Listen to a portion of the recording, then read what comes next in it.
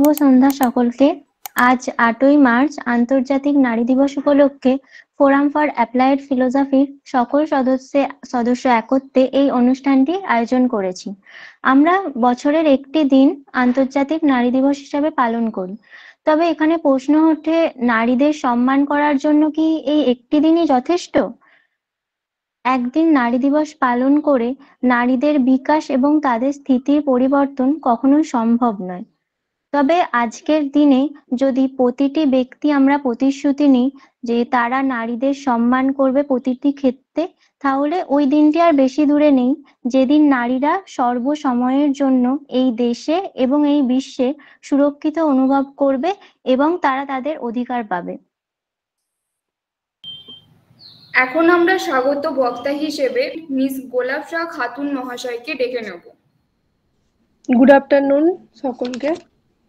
আমি গোলাপশা খাতুন বর্ধমান বিশ্ববিদ্যালয়ের forum for applied philosophy এর পক্ষ থেকে আজকের এই অনুষ্ঠানে উপস্থিত সকলকে স্বাগত জানাই। বর্ধমান বিশ্ববিদ্যালয়ের ফোরাম ফর অ্যাপ্লাইড ফিলোসফি এর উদ্যোগে অনলাইনের মাধ্যমে আজ একটি অনুষ্ঠানের আয়োজন করা হয়েছে, যা মূলত নারী দিবসকে কেন্দ্র করে। আমি আমাদের বিশ্ববিদ্যালয়ের দর্শন বিভাগের সিনিয়র অধ্যাপক সন্তোষ কুমার পাল মহাশয়কে স্বাগত জানাই। স্যারের সহযোগিতা ও নিরলস প্রচেষ্টার ফলে আমরা আজকের এই অনুষ্ঠানটি আয়োজিত করতে সক্ষম হয়েছি। এরপর আমি ফোরাম ফর অ্যাপ্লাইড ফিলোসফি এর পক্ষ থেকে অধ্যাপক কৌশিক জর্দার নর্থ বেঙ্গল ইউনিভার্সিটি, অধ্যাপক স্মিতা সরকার এবং অধ্যাপিকা পাপিয়া গুপ্তা বিদ্যাসাগর ইউনিভার্সিটি এবং আজকের এই অনুষ্ঠানে উপস্থিত অন্যান্য সকল অধ্যাপক অধ্যাপিকা বৃন্দ মহাশয়কে আমি সাদরে অভ্যর্থনা জানাই এবং একই সঙ্গে আমাদের দাদা দিদি ও সহপাঠী এবং বর্তমান ছাত্রছাত্রী আমার ভাই বোনেদের প্রতি প্রীতি ও শুভেচ্ছা জানাই।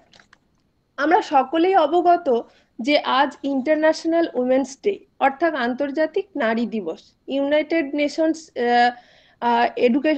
এডুকেশনাল সায়েন্টিফিক অ্যান্ড কালচারাল অর্গানাইজেশনের পক্ষ থেকে জানা গিয়েছে 1909 সালে 28শে ফেব্রুয়ারি প্রথম আন্তর্জাতিক নারী দিবস পালন করা হয়েছিল।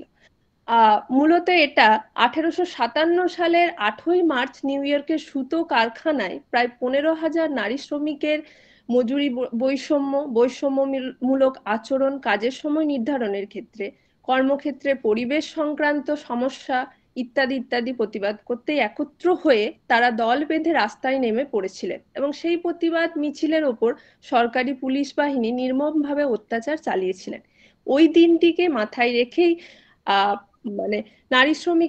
নারী শ্রমিকদের প্রতি শ্রদ্ধা জানিয়ে এই 8ই মার্চ দিনটি সাধারণত আন্তর্জাতিক নারী দিবস হিসাবে পালিত হয়ে থাকে।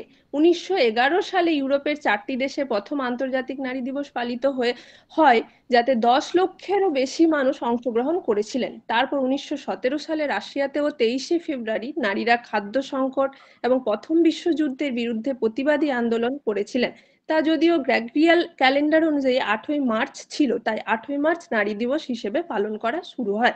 1975 সালে রাষ্ট্রসংঘ আনুষ্ঠানিকভাবে আন্তর্জাতিক নারী দিবস ঘোষণা করে এবং বিশ্বব্যাপী পালনের সূচনা হয়। তারপর থেকে প্রতি বছরই 8ই মার্চ নারী শ্রমিকদের প্রতি সম্মান দেখিয়ে এই দিনটি আন্তর্জাতিক নারী দিবস হিসেবে পালিত হয়ে থাকে। প্রতি বছরই 8ই মার্চ এই দিনটি বিভিন্ন ক্ষেত্রে নারীর কৃতিত্বকে সম্মান জানাতে এবং বিশ্বব্যাপী লিঙ্গ সমতাকে প্রতিষ্ঠার উদ্দেশ্যে পালিত হয়। যদিও প্রতিবার এর থিম আলাদা আলাদা হয়ে থাকে, এই দিনটি মা, বোন, স্ত্রী, সহকর্মী এবং বন্ধু হিসেবে নারীদের অমূল্য ভূমিকার প্রশংসা করারও দিন বলা যেতে পারে। এই দিনটি নারীদের মুখোমুখি হওয়া বিভিন্ন সমস্যার এবং প্রতিদিনের সংগ্রাম এবং তাদের শ্রম, শিক্ষা ও রাজনীতিতে অংশগ্রহণ সহ বিভিন্ন ক্ষেত্রে তাদের অধিকার নিশ্চিত করার লড়াই সম্পর্কেরও কথা বলার জন্য একটা প্ল্যাটফর্ম প্রদান করে থাকে। শুধু তাই নয়, এটি নারীর কর্তৃত্ব, স্বায়ত্তশাসনকে স্বীকৃত করা, সামাজিকভাবে তাদের নিরাপদ করার এবং বিশেষ করে নারীদের বিরুদ্ধে কুসংস্কার ও বৈষম্যমূলক আচরণ দূর করার একটা স্মারক হিসেবেও কাজ করে থাকে। বর্তমানে এই দিনটি নারী শক্তিকরণ, নারীর অধিকার ও লিঙ্গ সমতার কথা স্মরণ করিয়ে দেয় এবং বিশ্বজুড়ে আজকের এই দিনটি উৎসাহের সাথে পালিত হয়। আমি আবারও সকলকে আমার ফোরাম ফর অ্যাপ্লাইড ফিলোসফি এর পক্ষ থেকে আজকের এই অনুষ্ঠানটিতে স্বাগত জানিয়ে আমি আমার বক্তব্য শেষ করিলাম। মিস গোলাপশা খাতুন মহাশয়াকে অসংখ্য ধন্যবাদ ওনার মূল্যবান বক্তব্য রাখার জন্য। এখন আমরা অধ্যাপক ডক্টর সন্তোষ কুমার পাল মহাশয়কে নারী দিবসের ইতিহাস এবং বর্ণনা সম্পর্কে তার বিশেষ মূল্যবান বক্তব্য রাখার জন্য অনুরোধ করছি।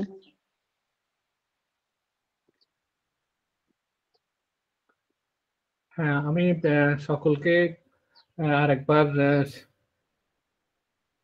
এখানে সাদর অভ্যর্থনা করছি আমাদের এই ফোরামে। বিশেষ করে আজকে যারা নতুন আমাদের সঙ্গে যুক্ত হয়েছেন তাদেরকে, আমাদের সহকর্মীরা রয়েছেন, আমাদের ছাত্রছাত্রী, গবেষক সকলেই রয়েছেন। আমরা এই ফোরামের মধ্য দিয়ে বিশেষ করে ছাত্রছাত্রীদের সঙ্গে যোগাযোগ রাখি, সঙ্গে নেট সেটের কিছু সাহায্য করার চেষ্টা করি। তা এই প্ল্যাটফর্ম থেকে আমাদের অনেক ছাত্রছাত্রী তারা অন্তত নেট সেট কোয়ালিফাই করার যে হার্ডেল, সেই হার্ডেলটা পার হতে পারে। তা যাই হোক, আজকের অনুষ্ঠান আমাদের নিশ্চয়ই বুঝতে পারছেন, অনুষ্ঠান একদম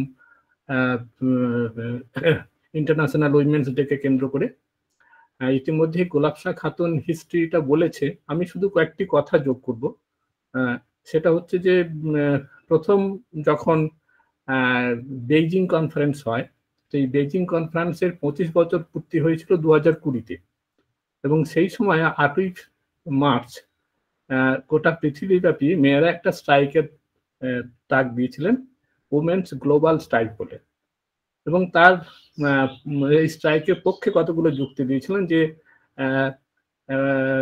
বেইজিং প্ল্যাটফর্মে বা বেইজিং কনফারেন্সে যেসব কথাগুলো বলা হলো, যেসব প্রতিশ্রুতিগুলো রাখবো বলে বলা হলো, সেগুলো কোনো অধিকাংশ সরকারই রাখছে না।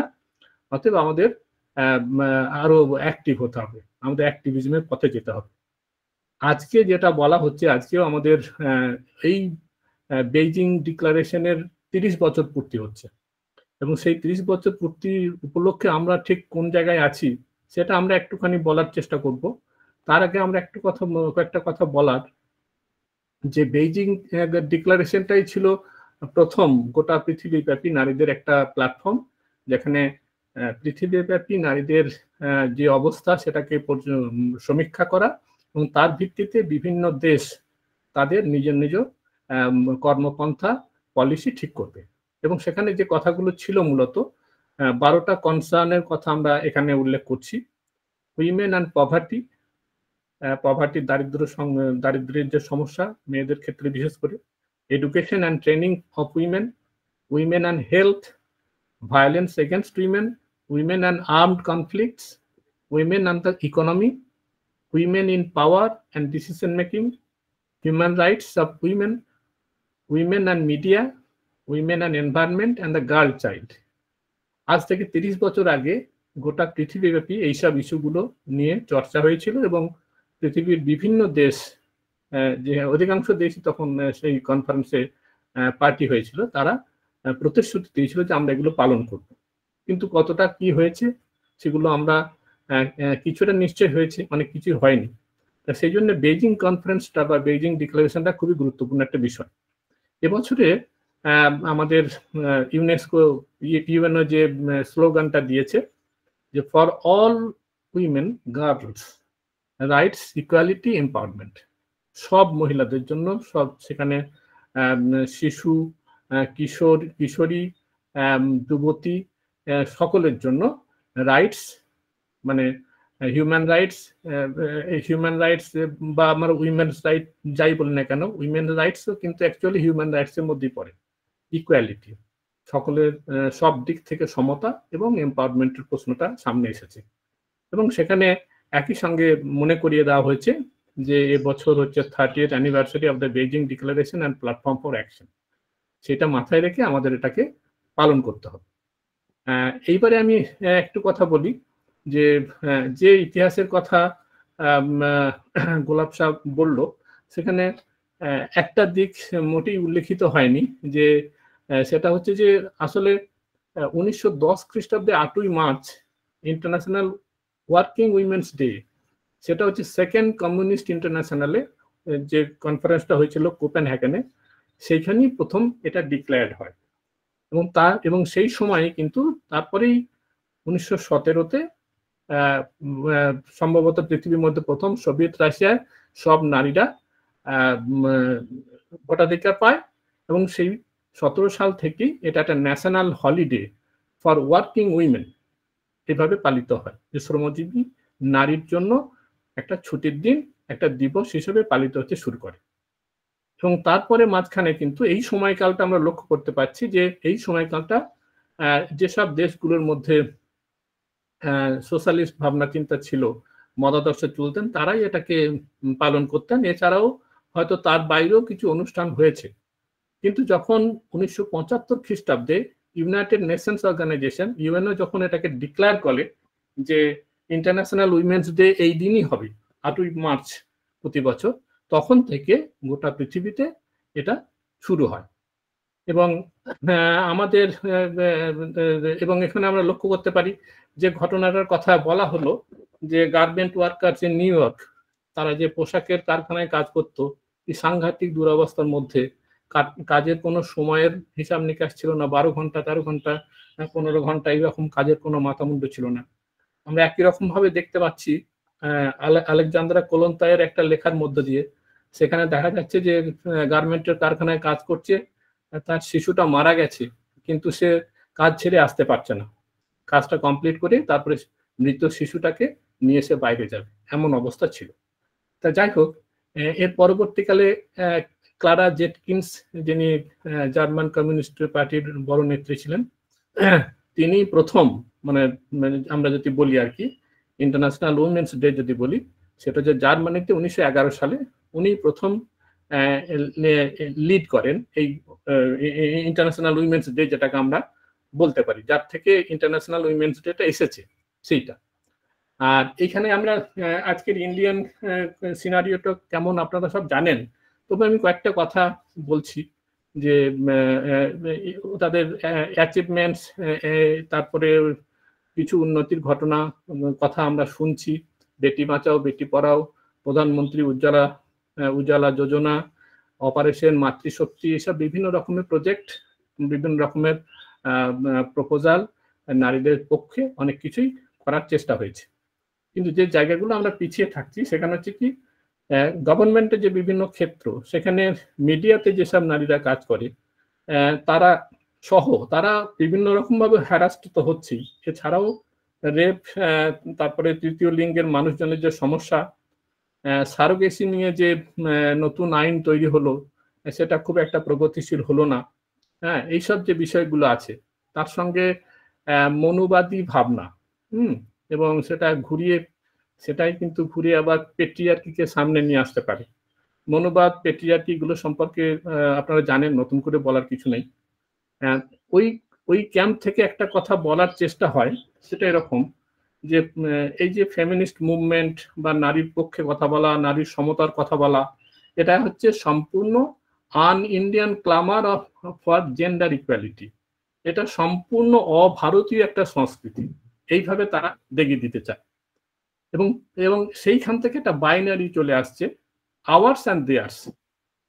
এখন জ্ঞান বিজ্ঞান মানুষের অর্জন, সেগুলো যদি আমি সরাসরি ভাগ করি, ওটা ওদের, ওটা আমাদের, এটা আমাদের, এটা ওদের, এটা আমাদের, এটা ওদের, এরকম করে বাইনারিতে ভাবার একটা চেষ্টা।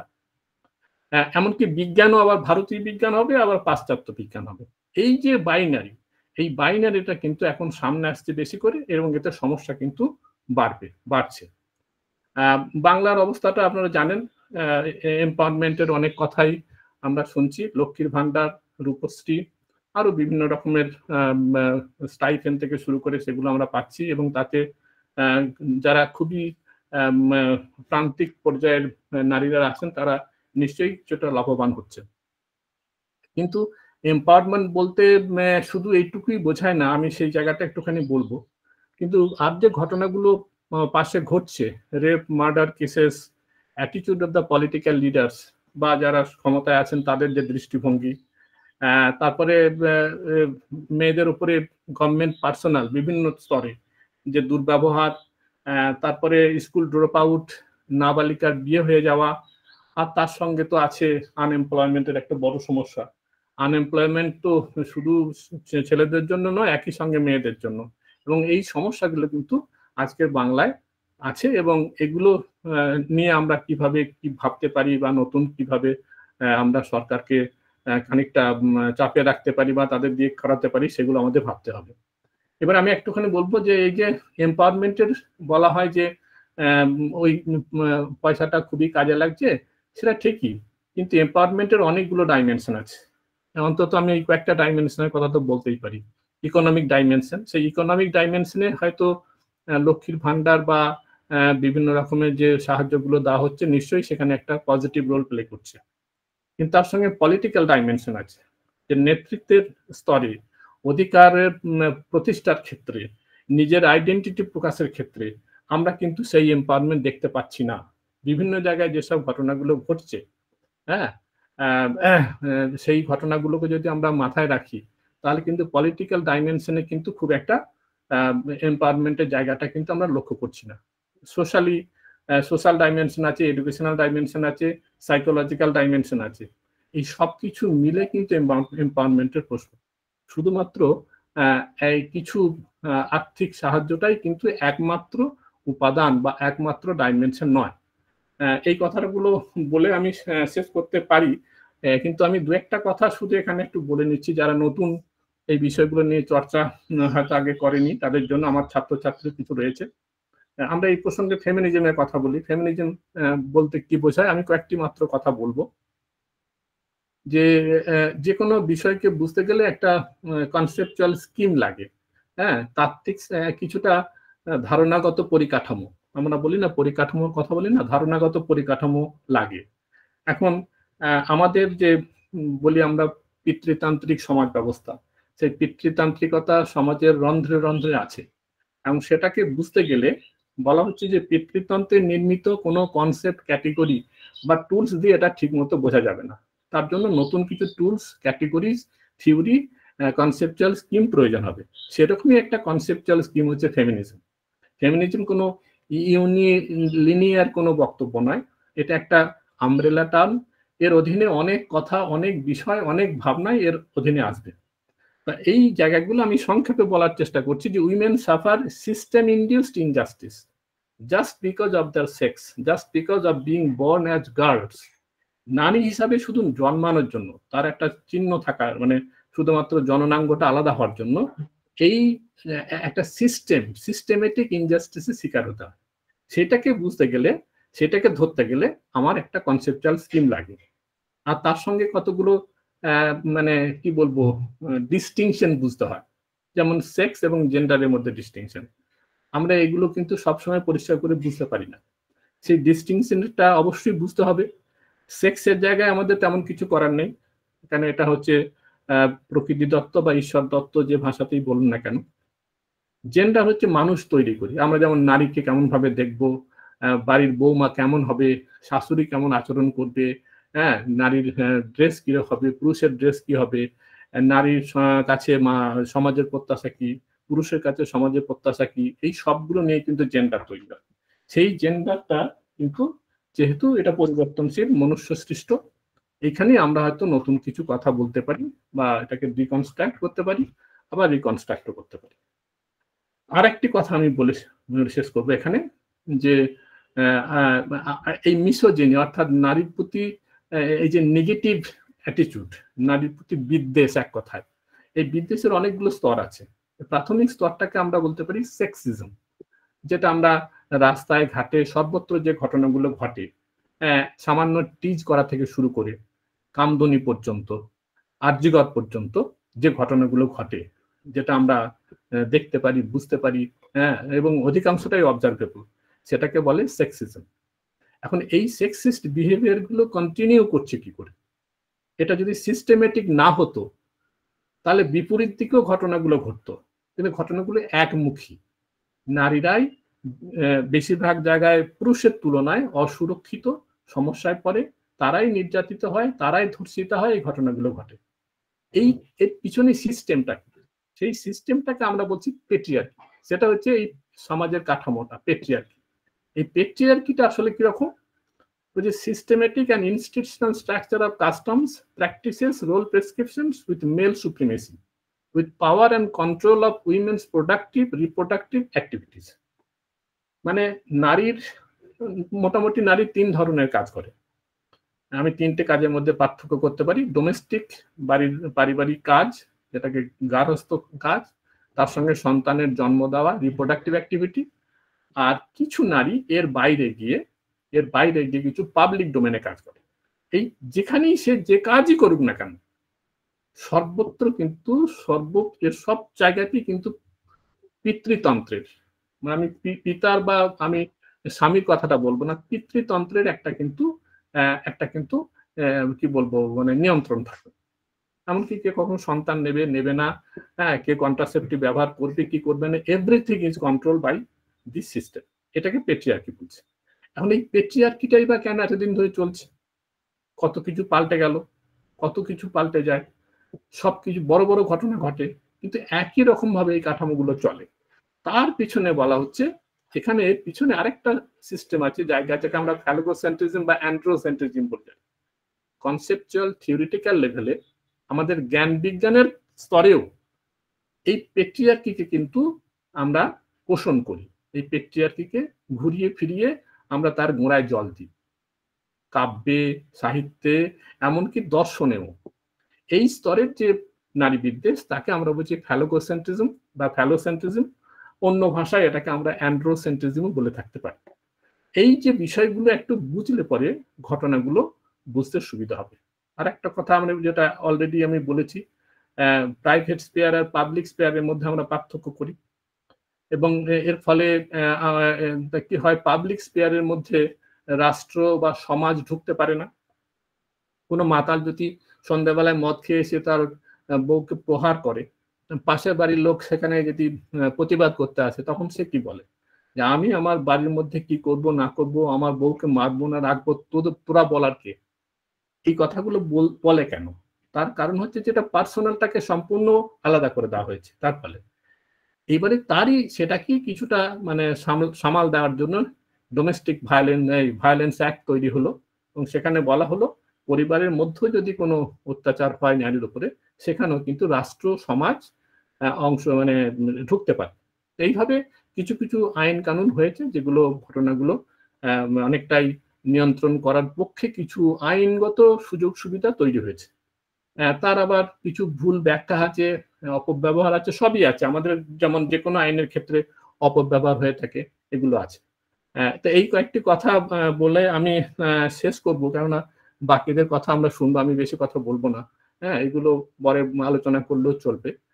এই কয়েকটি কথা বলে আমি সকলকে আরেকবার আমাদের ফোরাম ফর অ্যাপ্লাইড ফিলসফির তরফ থেকে স্বাগত জানিয়ে আমি আমার কথা শেষ করছি। ধন্যবাদ। অধ্যাপক ডক্টর সন্তোষ কুমার পাল মহাশয়কে অসংখ্য ধন্যবাদ এই বিশেষ দিনটিতে নারী দিবসের ইতিহাস সহ বিভিন্ন মূল্যবান তথ্য তার বক্তব্যের মাধ্যমে তুলে ধরার জন্য। এখন একটি কবিতা আবৃত্তি করার জন্য ডেকে নেব মিস দীপান্বিতা ভট্টাচার্যকে।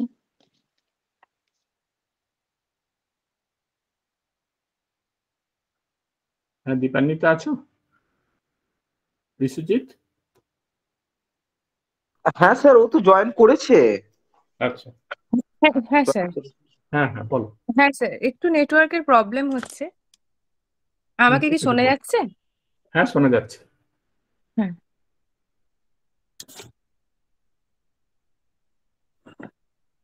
আচ্ছা, সকলকে শুভ সন্ধ্যা, আমার প্রণাম। আমি নিজেরই লেখা একটা কবিতা আবৃত্তি করে শোনাচ্ছি। কাঁদছে বসুন্ধরা। আর কত পাপ করলে পরে পূর্ণ হবে ঘরা, আর কটা মেয়ে মরলে পরে পড়বে দোষী ধরা, আর কটা মেয়ে, আর কতদিন নিশ্চুপ তুমি থাকবে চক্রধারী, আর কতদিন কত অভয়া ফিরবে নাকো বাড়ি, আর কতদিন, আর কটা মেয়ের খুললে শাড়ি প্রকট তুমি হবে, আর কটা মেয়ের খুললে শাড়ি প্রকট তুমি হবে, আর কটা মেয়ে মরলে তুমি আবার জন্ম নেবে, আর কটা মেয়ে। এই ঘোর কলিতে চক্রধারী ছুটিয়ে এসো ঘোড়া, ঘোর কলিতে চক্রধারী ছুটিয়ে এসো ঘোড়া, রক্ত অশ্রু চোখের তারায় কাঁদছে বসুন্ধরা। নমস্কার। অসংখ্য ধন্যবাদ মিস দীপান্বিতা ভট্টাচার্যকে তার লেখা এত সুন্দর একটি কবিতা আবৃত্তি করে শোনানোর জন্য। এখন একটি কবিতা আবৃত্তি করার জন্য ডেকে নেব মিস্টার তিতুন ভান্ডারীকে।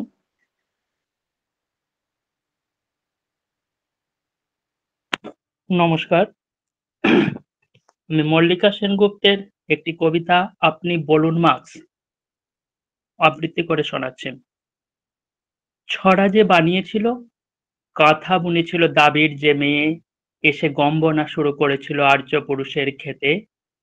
যে লালন করেছিল শিশু, সে যদি শ্রমিক হয়, শ্রম কাকে বলে? আপনি বলুন মার্কস, কে শ্রমিক কে শ্রমিক নয়? নতুন যন্ত্রের যারা মাসমাইনের কারিগর, শুধু তারা শ্রম করে।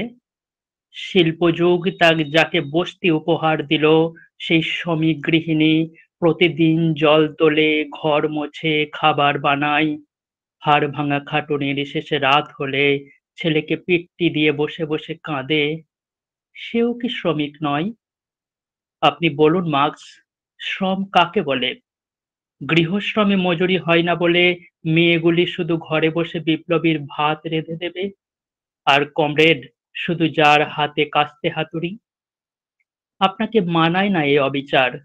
কখনো বিপ্লব হলে পৃথিবীর স্বর্গরাজ্য হবে শ্রেণীহীন রাষ্ট্রহীন আলো পৃথিবীর সেই দেশে। আপনি বলুন মার্কস, মেয়েরা কি বিপ্লবের সেবাদাসী হবে? নমস্কার। মিস্টার তিতুন ভান্ডারীকে অসংখ্য ধন্যবাদ। এখন বক্তব্য দেওয়ার জন্য অনুরোধ করব নর্থ বেঙ্গল ইউনিভার্সিটির অধ্যাপক কৌশিক জোরদার মহাশয়কে।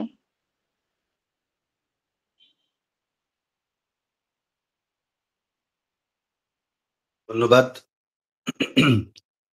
শুভ সন্ধ্যা। অধ্যাপক সন্তোষ কুমার পাল, আমরা সন্তোষদা বলি, অনেক দিনের সম্পর্ক। তার আহ্বানে আজকে এই ফোরামে এসে আমার খুব ভালো লাগছে। সবসময় ছাত্রছাত্রীদের মাঝখানে থাকতে ভালো লাগে। আমি নিজেও একজন ছাত্র হিসেবেই আমি এখানে আছি, অধ্যাপক হিসেবে নেই। এবং আমি শুনছিলাম, প্রথমে গোলাপ শাহ বললেন, চমৎকার একটি ভূমিকা করেছেন সন্তোষদার যে আলোচনা, সেখানে অনেক কিছুই বলা হয়ে গেছে আন্তর্জাতিক নারী দিবস উপলক্ষে। যদিও খুবই সংক্ষেপে উনি বলেছেন, কিন্তু তার মধ্যে এত বীজ রয়েছে, এত সম্ভাবনা রয়েছে যেগুলোকে বিস্তৃত করলেই সমস্ত কথা বলা হয়ে যায়। আর আমি যেহেতু খুব একটা তত্ত্ব কিছু জানি না, তাই আমার কিছু তত্ত্বের কথা, নারীবাদী আন্দোলনের বিষয়ে ইতিহাসের জ্ঞানও আমার খুব একটা নেই। এইগুলো আমি খুব একটা কিছু বলতে পারবো না। কিন্তু যেহেতু আমি একজন মানুষ হিসেবে সমাজে বড় হয়েছি, এবং সমাজে বড় হয়েছি, বড় হওয়ার সাথে সাথে পুরুষদের সংস্পর্শে এসেছি, নারীদের সংস্পর্শে এসেছি। আমার অভিজ্ঞতায় তাই নারী পুরুষ উভয়েই আছেন। ফলে নারীদের সম্পর্কে কিছুই বলতে পারবো না, নারী দিবস সম্পর্কে কিছু বলতে পারবো না, নারী পুরুষের সম্পর্ক নিয়ে আমার কোনো অভিজ্ঞতা নেই, এমন তো নয়। তাই খুব সাধারণ সামান্য একজন মানুষ হিসেবে আমি দু একটা কথা বলবো। আমি একটু ক্ষমা চেয়ে নিচ্ছি, কারণ আমার শরীরটা ভালো নেই, আমার গলাটা হঠাৎ কালকের পরে একেবারেই বসে গেছে। আমার কথা ঠিক খুব ভালো শোনা যাচ্ছে কিনা আমি জানি না। হ্যাঁ, মোটামুটি ঠিকই শোনা যাচ্ছে, চলবে। আমি একটু ভিডিওটা অফ করে দিচ্ছি, তাহলে অডিও কোয়ালিটি একটু বেটার হতে পারে আমার মনে হয়। ঠিক আছে, তাই করুন, দরকার নেই নাকি? আচ্ছা, ঠিক আছে, আমি অফ করে দিচ্ছি। তো এবার আমি একদম শুরুতে সবাইকে আন্তর্জাতিক নারী দিবসের শুভেচ্ছা জানাচ্ছি। সবাইকে বলতে আমি নারী পুরুষ সকলকেই আন্তর্জাতিক নারী দিবসের শুভেচ্ছা জানাচ্ছি। এই দিনটা শুধু নারীর নয়, কিন্তু এই দিনটা পুরুষেরও। কারণ যে কথাটা গোলাপ শাহ প্রথমে বলছিলেন যে নারী দিবস এলেই একটা প্রশ্ন ওঠে যে আলাদা করে নারী দিবস পালনের কোনো যৌক্তিকতা আছে কিনা। এটা শুধু নারী দিবস বলে নয়, এটা শিক্ষক দিবস, ভাষা দিবস, প্রত্যেকটা দিবসেই এরকম একদল মানুষ প্রশ্ন তোলেন যে আলাদা করে দিন পালনের কি দরকার, সারা বছর তো আমরা পালন করতে পারি, সারা বছর আমরা মাতা পিতাকে দেখি না, অথচ একটা দিন পালন করি ইত্যাদি, এই একটা অভিযোগ ওঠে। কিন্তু সারা বছর তো আমরা করবই, কিন্তু গোলাপ শাহ যেটা বললেন যে হ্যাঁ, একটা দিন আমরা যদি একটু আমাদের কর্তব্যগুলোকে বুঝে নিই, একটা দিন যদি আমরা কিছু অঙ্গীকার করি, তাতে ক্ষতি তো কিছু নেই। আমাদের কি করণীয় সারা বছর ধরে, সেটার একটা পর্যালোচনা আমরা এই দিনটাতে করতে পারি। এটা একটা কথা এই দিনটা পালনের তাৎপর্য হিসেবে। আর আরেকটা কথা ওঠে যে নারীবাদ, এইটার কি খুব প্রয়োজন আছে? মানবতাবাদই তো যথেষ্ট, এরকম একটা শুনেছি। নারীবাদ আবার কি, মানবতাবাদ বললেই তো যথেষ্ট না, আলাদা করে নারীবাদ স্বীকার করার কোনো দরকার নেই। কিন্তু আমার তো মনে হয়, এবং আপনাদেরও নিশ্চয়ই তাই মনে হয়, যে নারীবাদের সঙ্গে মানবতাবাদের কোনো বিরোধ নেই। নারীবাদ মানে নারীর অধিকার রক্ষার একটা লড়াই। তো এটার সঙ্গে তো মানবতাবাদের বিরোধ নেই। যেমন শ্রমিকের অধিকার রক্ষার লড়াই যখন আমরা করি, বা কৃষকের অধিকার রক্ষার কথা বলি, তার সঙ্গে তো মানবতাবাদের বিরোধ নেই। ফলে নারীবাদের সঙ্গে আপনার মানবতাবাদের কোনো বিরোধ নেই। নারীবাদে নারীর মুক্তি মানে সমস্ত মানুষের মুক্তি। নারীর মুক্তি না হলে পুরুষেরও কিন্তু মুক্তি হবে না। কারণ যে আধিপত্যবাদের বিরুদ্ধে নারীবাদকে লড়াই করতে হয়, যে আধিপত্যবাদের বিরুদ্ধে নারীবাদ প্রাসঙ্গিক, সেই আধিপত্যবাদ হচ্ছে পিতৃতন্ত্র। যে কথাটা সন্তোষদা বেশ চমৎকার আমাদের বুঝিয়ে বললেন। এই পিতৃতন্ত্র কিন্তু শুধু নারীকেই যে দমিয়ে রাখে এমন নয়, এই পিতৃতন্ত্র কিন্তু পুরুষকেও দমিয়ে রাখে। পিতৃতন্ত্র মানে কি? পিতৃতন্ত্র মানে একটা তো মানে এটাই যে ক্ষমতা, এই আধিপত্যবাদের যে ক্ষমতার যে কেন্দ্র, সেখানে পুরুষ থাকবে। কিন্তু কোন পুরুষ? সবাই কি? তা নয়। সব পুরুষ কিন্তু তার মধ্যে থাকছে না।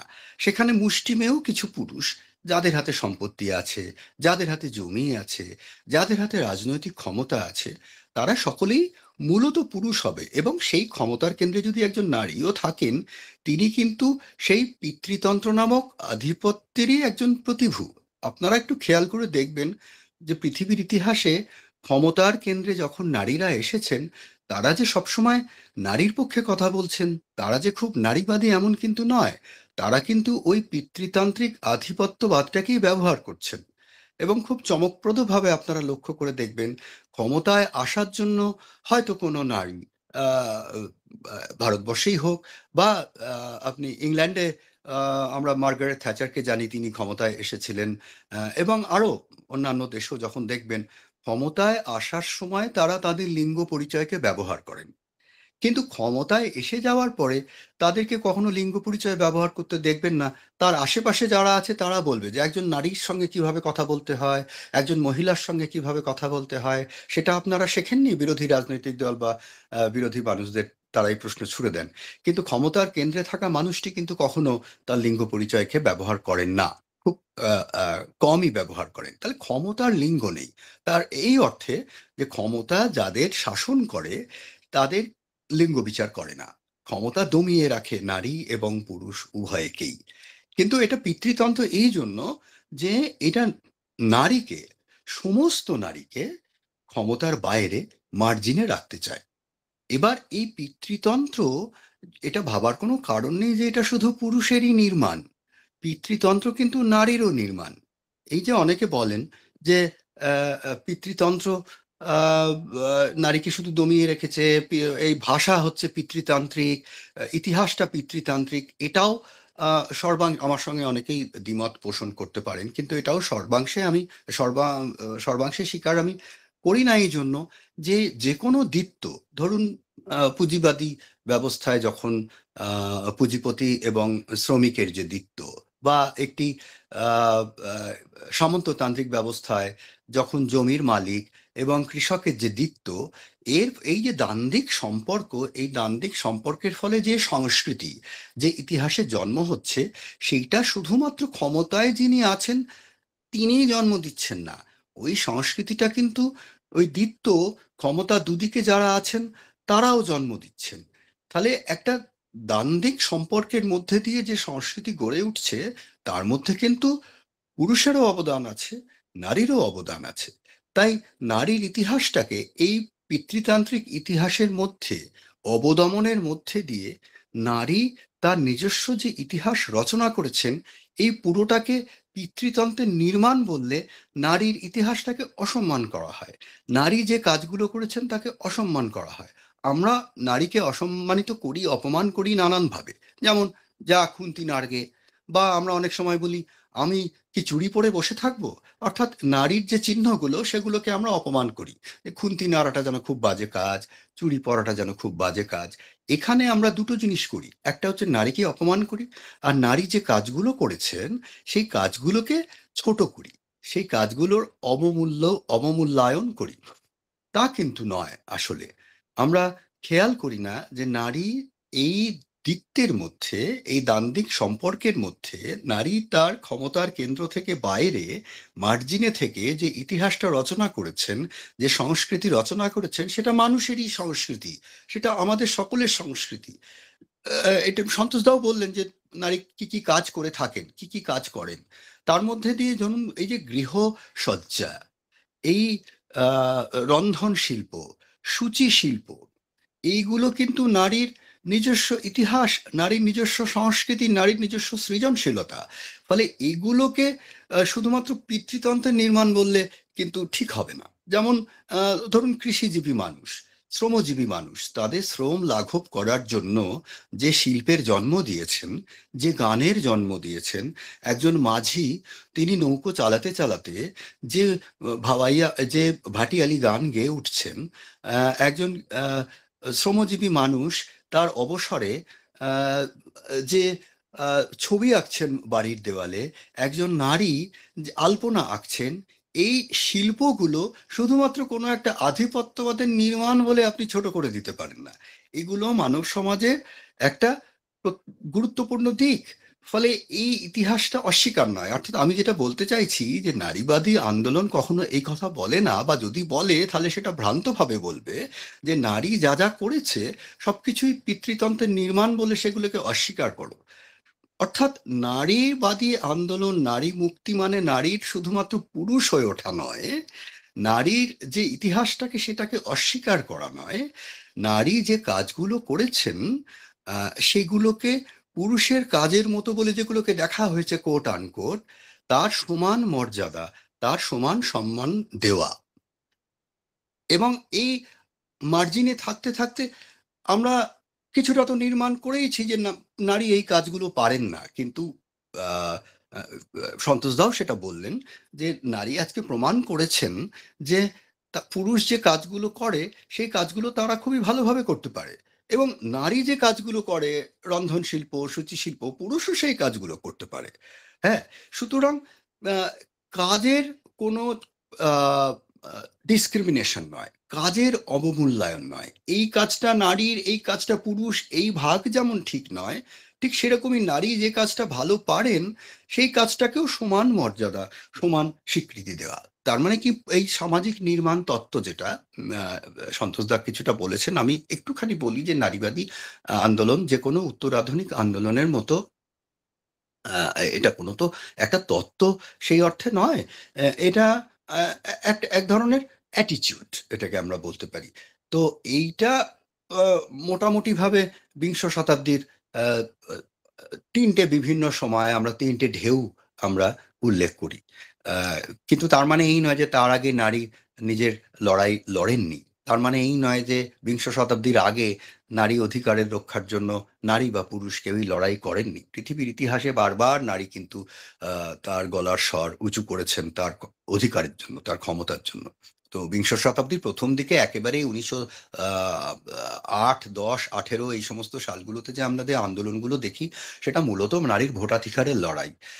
তো ভোটাধিকার, নারী ভাবতে খুব অবাক লাগে আজকে এতদিন পরে যে নারী গোটা ইউরোপের তথাকথিত সভ্য জগতে ভোটাধিকার পেয়েছেন কিন্তু গত শতাব্দীর মাঝামাঝি সময় থেকে, মোটামুটি ভাবে গ্রিস, ইতালি এই সমস্ত 1940-42 এই সমস্ত সালে তারা, এবং সুইজারল্যান্ডের মতো একটা অগ্রসর দেশ, সেখানে 1971 সালে নারীরা ভোটাধিকার পেয়েছেন। সেদিক থেকে আমি বলবো যে ভারত এবং পাকিস্তানে স্বাধীনতার পরে প্রথম দিন থেকেই কিন্তু নারী ভোটাধিকার পেয়েছেন। ফলে এইটা একটা প্রথম দিক। আর মাঝামাঝি 1960-এর দশক থেকে যে আন্দোলনটা হয়েছে সেটা নারীর সমস্ত ক্ষেত্রে নারীর সমান অধিকার, সম্পত্তির অধিকার এইগুলো, এবং একেবারে 90-এর দশকে গত শতাব্দীর যে আন্দোলনটা হয়েছে সেটা মূলত তাত্ত্বিক আন্দোলন হয়েছে, যেখানে এই আমাদের সিমন দা বোভা বা জুডিথ বাটলারের এই নারীত্ব একটা নির্মাণ, জেন্ডার ইজ এ কনস্ট্রাক্ট, বাংলাতে জেন্ডারের কোনো আলাদা শব্দ নেই, সেক্স এবং জেন্ডারের দুটোকেই আমরা লিঙ্গ বলে উল্লেখ করি। তো আমরা বলতে পারি যে নারী হয়ে কেউ জন্মান আর নারীত্ব গড়ে তোলা হয়। তো এইটা আমরা মোটামুটি 90-এর দশক থেকে এই তাত্ত্বিক আলোচনাগুলো পেতে শুরু করি। তো এই যে নির্মাণ তত্ত্ব, এইটাকে কি আমি একেবারেই অস্বীকার করছি? একেবারে নয়, নিশ্চয়ই নয়। নারীত্ব বা জেন্ডার বহুলাংশে কনস্ট্রাক্ট, কিন্তু এইটা করতে গিয়ে অনেক সময় একটু ভুল পথে চালিত হয়ে যায়। যে কথাটা আমি বলছিলাম, যে এর মধ্যে দিয়ে যা কিছু নারী গড়ে তুলেছেন ইতিহাসে, সম্পূর্ণটাকেই পুরুষ পিতৃতন্ত্রের নির্মাণ শুধুমাত্র, এইটা বলাটা নারীকে কোনো না কোনো ভাবে নারীর কাজগুলোকে ছোট করা বা অসম্মান করা। এবং আমি এখানে খুব বেশি ডিটেলে বলবো না, আমার এটা নিয়ে একটু কিছু ভাবনা আছে যে এই যে এই সামাজিক নির্মাণ তত্ত্ব নিয়ে, এবং আমার এই তৃতীয় লিঙ্গের ব্যবহার থেকে আমি কিছু সিদ্ধান্তে পৌঁছবার চেষ্টা করেছিলাম। আমি হয়তো সিদ্ধান্তে সেই খুব স্পষ্ট সিদ্ধান্তে পৌঁছতে পারিনি, কারণ আমি এখনো ভাবনা চিন্তা করে যাচ্ছি। আমি একটু সংক্ষেপে বলি যে তৃতীয় লিঙ্গের ব্যাপারটা এই নারীবাদী আন্দোলনের এই যে তাত্ত্বিক যে ঝোঁকটা গত শতাব্দীর 90 দশক থেকে শুরু হলো, সেখানে একটা নতুন ভাবে আলোকপাত করতে পারে এই জন্য যে তৃতীয় লিঙ্গের মানুষ যারা, অনেকের ভুল ধারণা আছে, যাদের আমরা হিজড়ে বলি বা রূপান্তরকামী বলি, অনেকের ভুল ধারণা আছে যে হিজড়ে হয়ে মানুষ জন্মায়। হিজড়ে হয়ে মানুষ কিন্তু জন্মায় না। মানে যারা হিজড়ে, হিজড়ে একটা পেশা, হিজড়ে একটা সমাজ, আলাদা একটা সমাজ পেশা, কিন্তু সমাজের মূল স্রোতেও, তথাকথিত মূল স্রোতেও কিন্তু অনেক রূপান্তরকামী আছেন যারা হিজড়ে সমাজে যোগ দেন না। তো যারাই রূপান্তরকামী হিসেবে আমরা এবং হিজড়ে হিসেবে চিহ্নিত করি, প্রত্যেকেই কিন্তু পুরুষ লিঙ্গ চিহ্ন নিয়েই জন্মগ্রহণ করেছেন। ফলে এই পুরুষ লিঙ্গ চিহ্ন অনুসরণ করে এই প্রত্যেকের উপরেই কিন্তু পুরুষ হিসেবে তাকে গড়ে তোলার চেষ্টা করা হয়েছে। ফলে সামাজিক নির্মাণ, সামাজিক যে চাপ সেই ব্যক্তিটির ওপরে, তাকে কিন্তু পুরুষ করে তোলা হয়েছে। তাকে ফুটবল কিনে দেওয়া হয়েছে, তাকে বলা হয়েছে তুমি অফিসে যাবে, তুমি ছেলে, তুমি কাঁদবে না। এই সমস্ত নির্মাণ, যেগুলো মেয়েদের ক্ষেত্রে উল্টো যেটা বলা হয় যে তুমি রান্না করবে, তুমি শাড়ি পরবে, তুমি চুড়ি পরবে, তুমি বাইরে অফিসে কাজে যাবে না, তুমি সেবা করবে। আর পুরুষের ক্ষেত্রে যে নির্মাণগুলো, সেগুলো এই যারা রূপান্তরকামী মানুষ, যারা হিজড়ে হিসেবে জন্মগ্রহণ করেছেন বলে আমাদের অনেকের ভুল ধারণা, তাদের ক্ষেত্রেও সেই নির্মাণগুলো করার চেষ্টা হয়েছে। কিন্তু আশ্চর্যজনকভাবে এই সামাজিক নির্মাণের বিরুদ্ধে গিয়ে তারা কিন্তু মেয়ে হয়ে উঠতে চেয়েছেন। এবার বায়োলজিক্যালি তাদের তো আর মেয়ে হওয়া সম্ভব নয়, তারা তো পুরুষ লিঙ্গ চিহ্ন নিয়েই জন্মগ্রহণ করেছেন। তাহলে তারা যেটা হয়ে উঠতে চাইছেন সেটা মেল। তারা ওই নারীত্ব, এই জিনিসটাকে আঁকড়ে ধরে তারা নারী হয়ে উঠতে চাইছেন। ফলে এটা অনেক এই নিয়ে কথা বলা যেতে পারে, আমি সেই সময় নষ্ট করব না।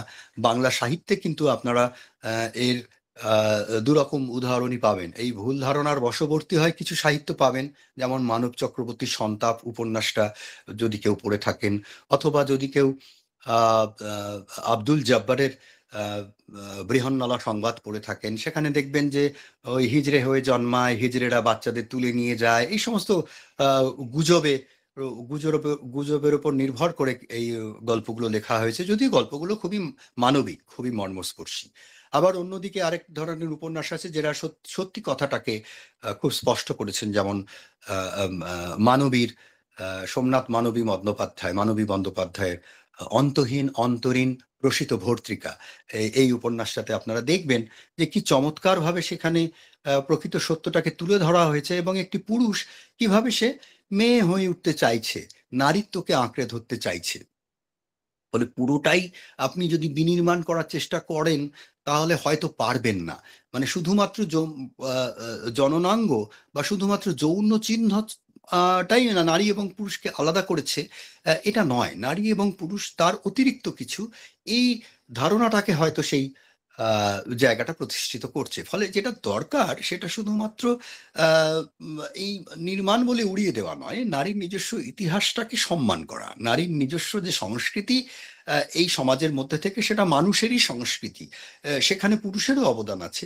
এবং যে ভাষা আমরা ব্যবহার করছি সেই ভাষাটা শুধু পিতৃতন্ত্রের ভাষা, তার মধ্যে তো পিতৃতন্ত্রের উপাদান আছেই, কিন্তু তার মধ্যে নারীর অন্তর্ঘাতও লুকিয়ে আছে, সেই ভাষার মধ্যে নারীর ভাষাও লুকিয়ে আছে। এইভাবে না দেখলে কিন্তু নারীর ইতিহাসটাকে সম্পূর্ণ অস্বীকার করা হয়। আরেকটা কথা যেটা সন্তোষদা বলছিলেন, আমি একটু কথা বলি সেখানে, যে নারীর প্রতি অবিচারের একটা সবচেয়ে বড় দিক হচ্ছে নারী ধর্ষণ। নারীকে ধর্ষণ করা হয়, এর পিছনেও একটা কারণ আছে। দেখবেন যে ধর্ষণ কিন্তু যৌন যে সুখ সেটার জন্য করা হয় না, মূলত সেটার জন্য করা হয় না, করা হয় একটা আধিপত্য প্রতিষ্ঠার জন্য। এবং মানুষের ইতিহাসে, সভ্যতার ইতিহাসে, অথবা আমরা বলতে পারি অসভ্যতার ইতিহাসে, নারীকে মূলত দেহ হিসেবে দেখা হয়েছে, দেখানো হয়েছে। এবং আজও বহু নারী যারা নারীর অধিকার রক্ষার লড়াই করছেন, তারাও কোনো না কোনোভাবে সেই ফাঁদে পড়ে গেছেন। তারাও নারীর দেহটাকে কিন্তু অনেক বেশি গুরুত্বপূর্ণ, দেহের সূচিতাকে অনেক বেশি গুরুত্বপূর্ণ মনে করেন। আমরা এই যে জহর ব্রত পালনের কথা দেখি না, যে যখন আক্রমণ হচ্ছে, আক্রমণকারীরা প্রথম নারীর দেহটাকে আক্রমণ করতে চায়, তাকে ধর্ষণ করতে চায়। এবং তার কারণ নারী তো মূলত দেহ, তার দেহকে ধ্বংস করে দিলেই নারী ধ্বংস হয়ে যায়। হ্যাঁ, এবং এটাতে বিশ্বাস করে মেয়েরা তার প্রাণটাকে আগুনে বিসর্জন দিয়েছেন। তো এটা খুব মহিমান্বিত হয়েছে, নিশ্চয়ই তারা খুব সম্মান করার মতো নারী যারা আত্মসমর্পণ করেননি। কিন্তু তাদেরকেও এটা বোঝানো হয়েছে যে তোমাদের দেহের শুচিতা, পবিত্রতা নষ্ট হয়ে গেলে তোমাদের সব চলে গেল। ফলে নারীকে তার সতীত্ব রক্ষা করতে হয়, কিন্তু পুরুষকে সতীত্ব রক্ষা করতে হয় না। পুরুষও কি ধর্ষিত হয় না সমাজে? পুরুষও ধর্ষিত হয়, কিন্তু পুরুষ ধর্ষিত হলে তার সামাজিক অবমাননা অতটা হয় না, কারণ পুরুষ তো মূলত দেহ নয়, পুরুষ তো যুক্তিশীল, পুরুষ তো চিন্তক, আর নারী হচ্ছে আবেগপ্রবণ, নারী মূলত দেহ। তাই নারীকে আক্রমণ করতে গেলে, নারীকে অপমান করতে গেলে সবচেয়ে বেশি যেটা পুরুষ করে থাকে সেটা তার দেহকে অপমান করে, তার দেহকে ধ্বংস করে। ফলে এইখানেও একটা নতুন শাস্ত্র রক্ষার দরকার আছে, যে নারীর দেহটা ততটা গুরুত্বপূর্ণ যতটা পুরুষের কাছে পুরুষের দেহটা গুরুত্বপূর্ণ, আর নারীর মনও ততটা গুরুত্বপূর্ণ যতটা পুরুষের মনও গুরুত্বপূর্ণ। তাহলে মন এবং আবেগ, যুক্তি এবং আবেগ, এই নিয়ে যেমন মেয়েরা, যুক্তি এবং আবেগ এই নিয়ে পুরুষও। আমি মনে করি না যে মেয়েরা পুরুষের থেকে বেশি আবেগপ্রবণ। আমি মনে করি না যে পুরুষ মেয়েদের থেকে বেশি যুক্তিশীল। আমি মনে করি নারী এবং পুরুষ উভয়ই আবেগপ্রবণ, উভয়ই যুক্তিশীল। এবার পুরুষে যেমন ভেদ থাকে, কেউ অতিরিক্ত বেশি যুক্তিশীল, কেউ বেশি আবেগপ্রবণ, নারীতেও সেরকম ভেদ আছে, কেউ অধিক আবেগপ্রবণ, কেউ অধিক যুক্তিশীল। ফলে এই কতগুলো কথা আমার মনে হয়েছে, খুবই সামান্য কথা, আমার এখানে যারা ছাত্রছাত্রী আছেন বা যারা শিক্ষক আছেন, আমার এই ভাবনাগুলো তাদের কাছে আমি তুলে ধরলাম এই স্বল্প পরিসরে। আর কিছু বেশি কথা আমি বলছি না, আরো কিছু কথা আমি শুনতে চাই। আপনাদের ধন্যবাদ জানাই। ভালো থাকবেন সকলে। হ্যাঁ, কৌশিক বাবু খুব সুন্দর করে বলেছেন। আমি দুটো কথা বলিনি, খুব সুন্দর করে বলেছেন, প্রায় সবগুলো দিককেই ছুঁয়ে গেছেন। খুব ভালো লাগলো, খুবই সুন্দর বক্তব্য আপনার। সেখানে হিউম্যানিজমের সঙ্গে ফেমিনিজমের সম্পর্ক, এইসব প্রসঙ্গগুলো আছে, এগুলো নিয়ে আরো বিস্তারিত কথা বলার সুযোগ হলে আমরা আবার আলোচনা করতে পারবো। তার সঙ্গে আরেকটা বিষয় রয়েছে, যে নারীর যে বিশেষ দক্ষতা, সেগুলোকে আমরা ফেমিনিন হিসাবে ভাবতে চাই। আজকে বলা হচ্ছে সেগুলোকে যদি ফেমিনিস্ট স্ট্যান্ড পয়েন্ট থেকে দেখি, তাহলে যার যেটুকু ভালো যোগ্যতা, ভালো পারফরমেন্স যাই বলে না কেন, সেটা নারী পুরুষ যে কেউ অনুশীলন করতে পারে। যেটা ভালো সেটা সবার জন্যই ভালো। যেমন অপরের যত্ন নেওয়া, এটা ভালো কাজ, আমরা সেটা সম্পূর্ণ নারীর কাজ বলে ছেড়ে দিই। এখানে বক্তব্য হচ্ছে কি যে না, যেটা অপরের যত্ন নেওয়া নারী পুরুষ নির্বিশেষে সকলের কাজ। যখন আমি কেয়ারিংটাকে এই দৃষ্টিভঙ্গিতে দেখতে পারবো, তখন আমার এই কেয়ারের কনসেপ্টটাকে বলা যেতে পারে feminist concept of care. Otherwise সেই যে একই রকম নারীরকে আলাদা করে চিহ্নিত করা, তার আলাদা কতগুলো বৈশিষ্ট্যের কথা বলা, পুরুষকে তার থেকে সরিয়ে দেওয়া, এটা ঠিক নয়। যেমন যে প্রশ্নটা আমি কালকে একটা সিরিয়াল দেখছিলাম আর কি, খুব মজার সিরিয়াল। তো বাড়ির দুই বৌমা আর শাশুড়ি তারা ঠিক করেছে যে তারা একদিন রান্না করবে না। তা এখন শ্বশুরমশাই আছেন, দুই ছেলে, তাদেরকে রান্না করতে হবে। সে কি ভয়ঙ্কর অবস্থা, মানে বুঝতেই পারছি হঠাৎ যদি রান্নাঘরে ঢুকিয়ে দেওয়া হয় আমাদেরকে, আমাদের যে অবস্থাটা হবে, হ্যাঁ, সে ভয়ঙ্কর একটা অবস্থা। তার মানে ওই যে কাজটা প্রতিদিন নিয়ম মানে সুন্দর করে এবং সুস্বাদু করে রান্না করা প্রতিদিনের জন্য, একদিন সামান্য একটু নুন কম বেশি হলে আমরা চিৎকার চেঁচামেচি করি। তাহলে ওই যে তার ধৈর্য, তার অভিজ্ঞতা, এটাকে সম্মান করার মতো বিষয়। সেজন্য এইরকম ভাবে এটা শুধুই মেয়েরা করবে, আমরা কোনোদিনই করব না, এই ভাবনাটাতেই আমাদের সমস্যা আর কি। কৌশিক বাবুকে অনেক অনেক ধন্যবাদ আমাদের সঙ্গে থাকার জন্য, খুবই ঋদ্ধ হলাম আপনার বক্তৃতায়। হ্যাঁ নিকিতা, এবার পরের অনুষ্ঠান শুরু করুন। অনেক ধন্যবাদ সন্তোষ দা। হ্যাঁ হ্যাঁ হ্যাঁ হ্যাঁ, খুব ভালো বলেছেন। অধ্যাপক কৌশিক জোয়ারদার মহাশয়কে এবং অধ্যাপক ডক্টর সন্তোষ কুমার পাল মহাশয়কে অসংখ্য ধন্যবাদ এখনকার বাস্তব জীবনের উদাহরণস্বরূপে এত সুন্দরভাবে তাদের মূল্যবান বক্তব্য আমাদের মধ্যে তুলে ধরার জন্য। এখন কবিতা আবৃত্তি করার জন্য ডেকে নেব সাবানা খাতুনকে। নমস্কার সকলকে, আমার তরফ থেকে শুভ সন্ধ্যা এবং সকলকে আমার তরফ থেকে আন্তর্জাতিক নারী দিবসের শুভেচ্ছা। আমি একটি প্রচলিত গানের অংশ কবিতা পাঠ করে শোনাবো, যেখানে নারীর জীবনে বিভিন্ন পর্যায় এবং তার স্থানান্তরণের কথা তুলে ধরা হয়েছে। বাবার বাড়ি এই গায়ে, শ্বশুর বাড়ি ওই, তোমার বাড়ি কই গো নারী, তোমার বাড়ি কই। সারা জীবন ভাত রাঁধিলি পরের হাঁড়িতে, আপন ভেবে বাস করিলি পরের বাড়িতে। যেমন পরের ঘরে বাসা বাঁধে বাসা, বাস করে চড়ুই, তোমার বাড়ি কই গো নারী, তোমার বাড়ি কই। শিশুকাল আর কৈশোর কাটে বাবার আশ্রয়ে, যৌবন কাটে স্বামীর সাথে শ্বশুরালয়ে, বৃদ্ধাকালে আশ্রয় নাই তার, ছেলের কাছে রয়, তোমার বাড়ি কই গো নারী, তোমার বাড়ি কই। নমস্কার। অসংখ্য ধন্যবাদ সাবানা খাতুনকে। এখন একটি কবিতা আবৃত্তি করে শোনাবে অনুরাধা পণ্ডিত। নমস্কার, আমি অনুরাধা পণ্ডিত। আজকে আন্তর্জাতিক নারী দিবসে সবাইকে শুভেচ্ছা। আমার কবিতাটির নাম হলো সেই মেয়েটা। যেই মেয়েটা ভাঙলে পুতুল, কাঁদতো বাড়ি জুড়ে, মেয়েটা ঈদের ছেড়ে, সেই মেয়ে নেই, সেই নেটওয়ার্ক প্রবলেম হচ্ছে তো।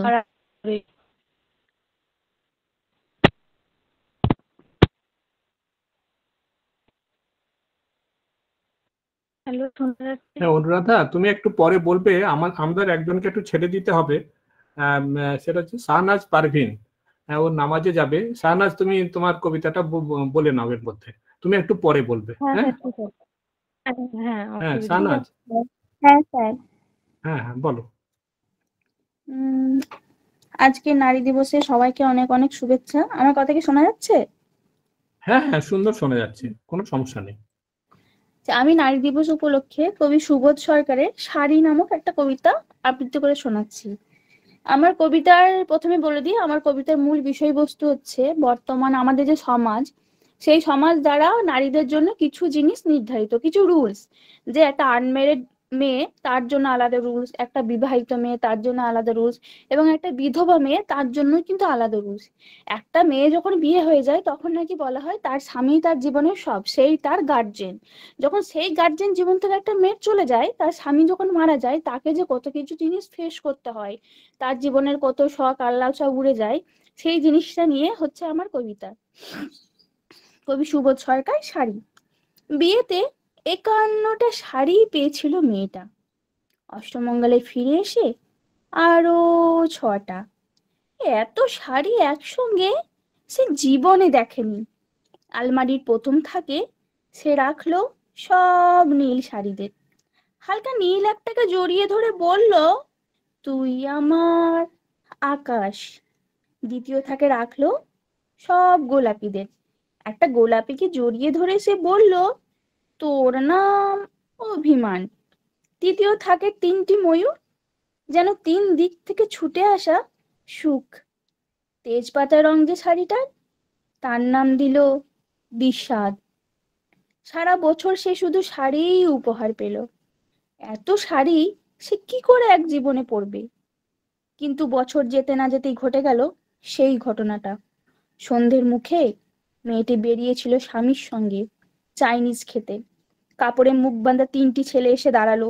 স্বামীর তলপেটে ঢুকে গেল 12 ইঞ্চি উপর থেকে নিচে, নিচে থেকে নেমে ডান দিকে, যাকে বলে এল। পড়ে রইল খাবার। চিলি ফিশ থেকে তখনও ধোঁয়া উঠছে। এর নাম রাজনীতি, বলেছিল পাড়ার লোকেরা। বিয়েতে 51টা শাড়ি পেয়েছিল মেয়েটা, অষ্টমঙ্গলে ফিরে এসে আরো 6টা। একদিন দুপুর বেলায় শাশুড়ি ঘুমিয়ে সমস্ত শাড়ি বের করে 6তলার বারান্দা থেকে উড়িয়ে দিল নিচের পৃথিবীতে। শাশুড়ি পরিয়ে দিয়েছে তাকে সাদা থান। 19 বছরের একটা মেয়ে, সে একা, কিন্তু সেই থানও এক ঝটকায় খুলে নিল 3জন পাড়ার মোড়ে। একটি সদ্য নগ্ন বিধবা মেয়ে দৌড়াচ্ছে আর চিৎকার করছে, বাঁচাও বাঁচাও বাঁচাও। পিছনে 3জন, সে কি উল্লাস! নির্বাক পাড়ার লোকেরা। বিয়েতে 51টা শাড়ি পেয়েছিল মেয়েটা, অষ্টমঙ্গলে ফিরে এসে আরো 6টা। নমস্কার। অসংখ্য ধন্যবাদ শাহনাজ পারভিনকে তার এত সুন্দর একটি কবিতা আবৃত্তি করার জন্য। Thank you. এবার আমরা জওহরলাল নেহেরু ইউনিভার্সিটির অধ্যাপিকা স্মিতা সরকার মহাশয়াকে অনুরোধ করব তার মূল্যবান বক্তব্য রাখার জন্য। হ্যাঁ, স্মিতা সরকার উনি এই মুহূর্তে বাইরে আছেন, গোয়াতে একটা অনুষ্ঠানে আছেন, সেই জন্য আমাকে জানিয়েছেন যে উনি এই সময় থাকতে পারবেন না। হ্যাঁ, আর একটা কথা বলি, পাপিয়া ম্যাডামের দিদি অসুস্থ, সেই জন্য তাকে একটু হসপিটালে যেতে হয়েছে। তাহলে ওই দুজনের নাম বাদ দিয়ে বাকি নামগুলো তোমরা বলো। আচ্ছা স্যার। এখন একটি কবিতা আবৃত্তি করে শোনাবে আনন্দিকর।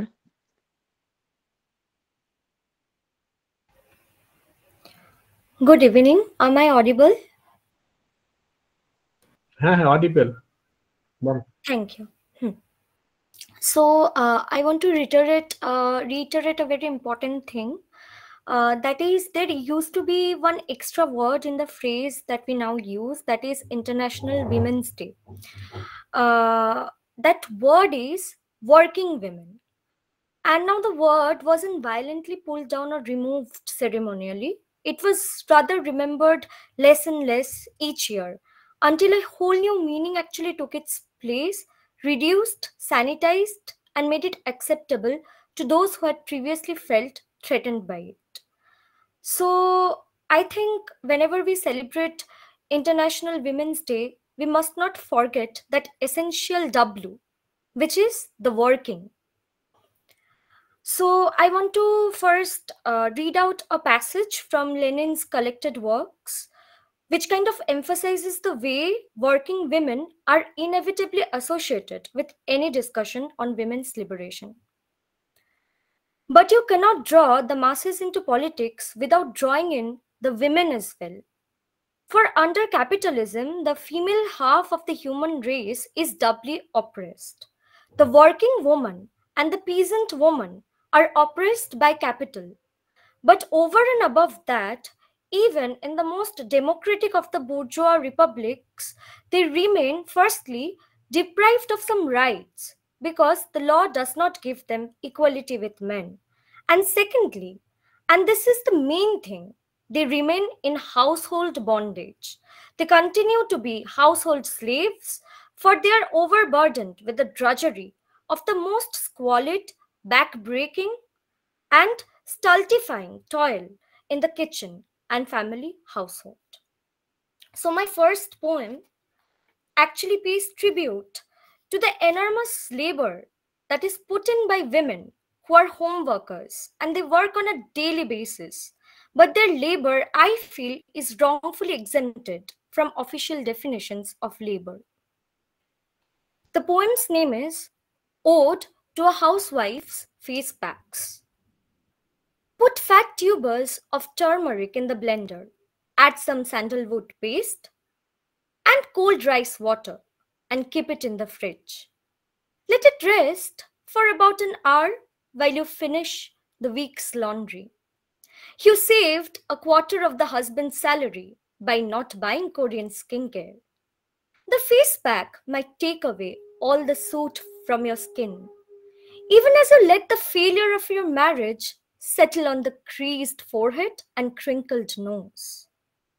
Even as you try to look so pretty for him, he will still forget your jutti size every year before Diwali and not notice the tear in your polyester sari, which got caught in a sharp fence by the garden, where, along with turmeric, mint leaves, and some aloe vera, you also grow a lot of resentment. My second poem is titled Menstruation. Now, this poem questions the discourses that little girls are fed in a systemic manner the moment after they get their period. It challenges the societal conditioning that teaches them to accept menstruation as a natural process that somehow glorifies womanhood. Menstruation. As a girl of 13, I was horrified when blood pulled out of me. I cried to my mother and told her that I never signed for this thing. They promised that the pain would ease away with time. Every month, I still declared as shamelessly as ever that I never asked for it. They have no answers and throw some pills. They say that there is a bliss in such a pain, the beauty of womanhood. But I felt like the disillusioned war poet. Every month, I fail to grasp the logic behind it. Perhaps pray to God? I complain and complain, and I realize how God could have never been a woman. It is a man. God has always been a man. Thank you. অসংখ্য ধন্যবাদ আনন্দী করকে। খুব সুন্দর হয়েছে আনন্দী, পরে আবার শুনবো তোর কথা। এখন একটি কবিতা আবৃত্তি করে শোনাবে মিস অন্তরা আচার্য।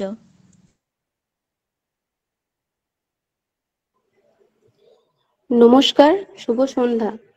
আজ এই আন্তর্জাতিক নারী দিবস উপলক্ষে আমি একটি গদ্যাকার কবিতা পাঠ করে শোনাচ্ছি। স্যার, শোনা যাচ্ছে আমার কথা? হ্যাঁ, শোনা যাচ্ছে। সেদিন একটি অনুষ্ঠান বাড়িতে হঠাৎ একটি কথা কানে এলো। আমার শ্বশুর বাড়ি কিন্তু এরকম না, ওরা আমাকে বিয়ে করার পরও চাকরি করার পারমিশন দিয়েছে।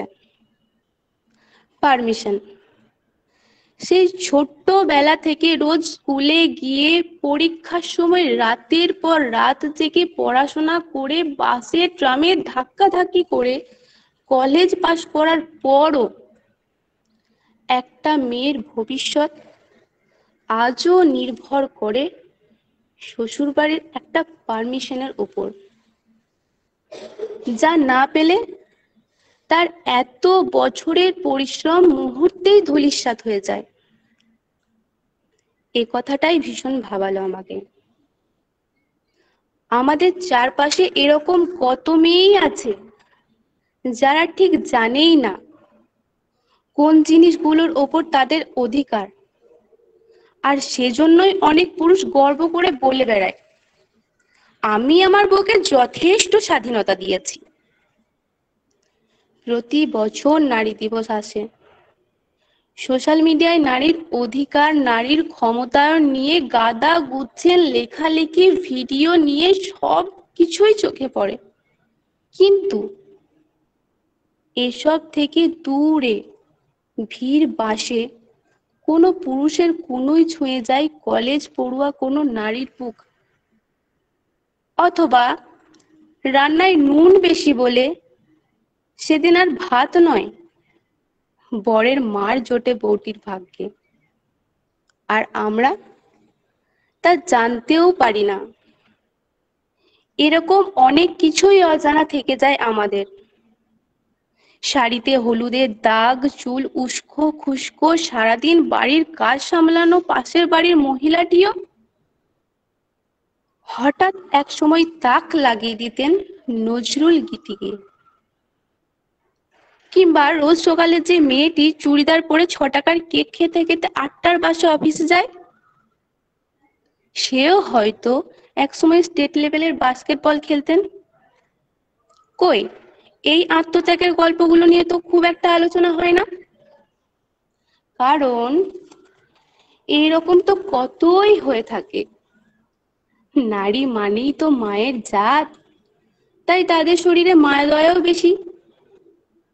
সেজন্যই ছেলে তাড়িয়ে দেওয়ার পরও বৃদ্ধা মা আইনের দ্বারস্থ হয় না, পাছে কিনা ছেলেকে পুলিশে ধরে নিয়ে যায়। একদিন যার পাতে নিজের ভাগের মাছটাও তুলে দিয়েছে, তাকে কি করে দেখবেন লকআপের ভিতরে? তবে বদনামের ভাগীদারও সেই মেয়েদেরই হতে হয় বেশি।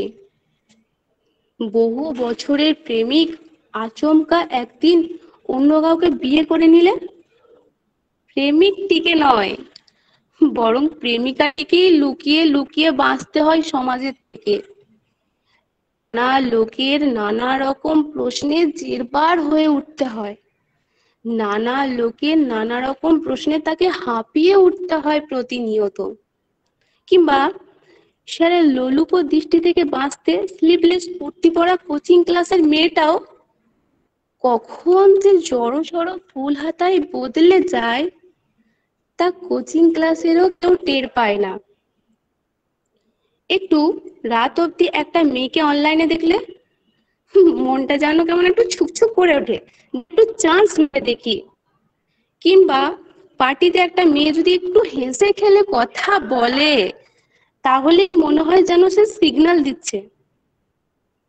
তবে সব থেকে বড় সমস্যা তো তখন হয় মেয়েরা একটা উঁচু পদে যদি চাকরি জুটিয়ে ফেলে।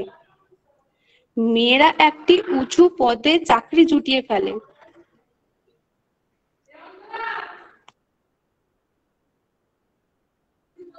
Sorry sir, sorry.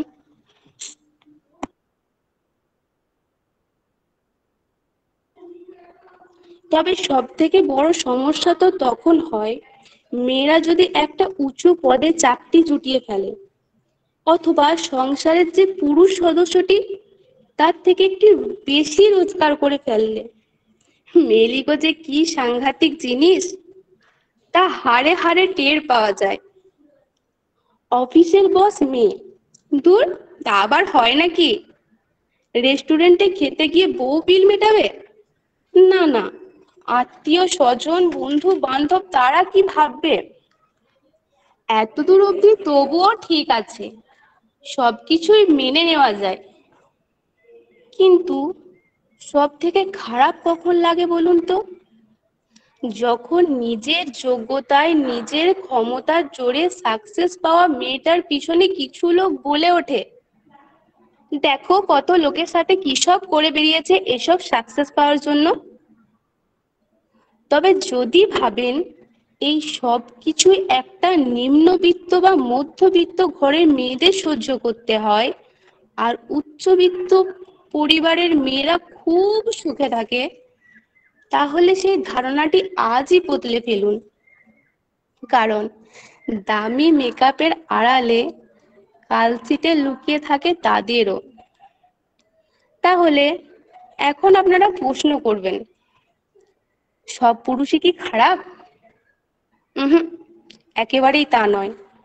আমি এমন অনেক পুরুষকে দেখেছি যারা প্রতিদিন সকালে তার স্ত্রীর অফিস যাওয়ার আগে তার জন্য টিফিন বানিয়ে দেয়। আমি এমনও অনেক পুরুষকে দেখেছি যারা প্রেমিকার জন্য রাতের পর রাত জেগে পরীক্ষার সময় নোটস তৈরি করে দেয়। আমি এমনও অনেক পুরুষকে জানি যারা তার অসুস্থ স্ত্রীর সেবা করে যায় বছরের পর বছর ধরে। কিন্তু এটাই তো স্বাভাবিকতা, কাঁধে কাঁধ মিলিয়ে একসঙ্গে লড়াই করাটাই তো স্বাভাবিকতা। বছরের পর বছর ধরে নারী তো শুধু এই একটা জিনিসই চেয়ে এসেছে, যে তার পুরুষ সঙ্গীটি তাকে দুর্বল নয়, বরং তাকে সহজ যোদ্ধা ভাবুক, তার অফিসের লোকেরা তাকে সহকর্মী ভাবুক। তবে কথা যখন হচ্ছে তখন তো সেসব মেয়েদেরও কথা বলতে হয় যারা বয়ফ্রেন্ড বা প্রেমিকের টাকায় নতুন নতুন ফোন কিনে কিংবা নতুন নতুন পোশাক কিনে ফলাও করে বেড়ায় চারিদিকে, যারা রেস্টুরেন্টে খেতে গিয়ে পেমেন্ট করার ঠিক আগের মুহূর্তে ব্যাগটা সরিয়ে রেখে দেয় যাতে কিনা তার বয়ফ্রেন্ডকে বিলটা মেটাতে হয়। কথা বলতে হয় সেসব মেয়েদেরও যারা নিজেদের ফ্রাস্ট্রেশন থাকা সত্ত্বেও অন্য মহিলাদের দিকে কথায় কথায় আঙ্গুল তোলে। আপনারা নিজেরা হয়তো খুব ভালো থাকছেন, কিন্তু কি জানেন তো, বহু বছর ধরে একটা লড়াইকে আপনারা ক্রমশ শেষের দিকে ঠেলে দিচ্ছেন। আসুন না, আমরা সবাই একটু স্বাবলম্বী হতে শিখি, আকাশে ভর দিয়ে ডানা ঝাপটাতে শিখি। তাহলে আকাশে ওড়াটা হয়তো একদিন আর খুব একটা কঠিন হবে না। দেখবেন আমাদের দেখে সাহস পেয়ে আগামী প্রজন্মের মেয়েরাও এগিয়ে আসছে এই লড়াইটা জিতে নেওয়ার জন্য। আর তারপর একদিন আমরাও পাবো সমান সমান পৃথিবীর অধিকার। একদম পাবই। নমস্কার। খুব সুন্দর বলেছো অন্তরা, তোমার ভাবনাগুলো সুন্দর গুছিয়ে বলেছো। আমরা তোমাদের মধ্যে যে এত সব কথা আছে, এত শোনার, আমাদের অন্যদের শোনার আছে, জানার আছে, বোঝার আছে, আমরা তো তোমাদের ছাত্রী হিসাবে দেখতে দেখতে অভ্যস্ত ছিলাম, এগুলো সবগুলো ধরা পড়েনি। তোমার কথার মধ্য দিয়ে সুন্দরভাবে তুমি বক্তব্যটা তুলে ধরেছো, তোমাকে ধন্যবাদ। ধন্যবাদ স্যার। অসংখ্য ধন্যবাদ অন্তরা আচার্যকে গদ্যকার কবিতার মাধ্যমে এই বাস্তব পরিস্থিতিকে তুলে ধরার জন্য। এখন কবিতা আবৃত্তি করে শোনাবে অনুরাধা পণ্ডিত।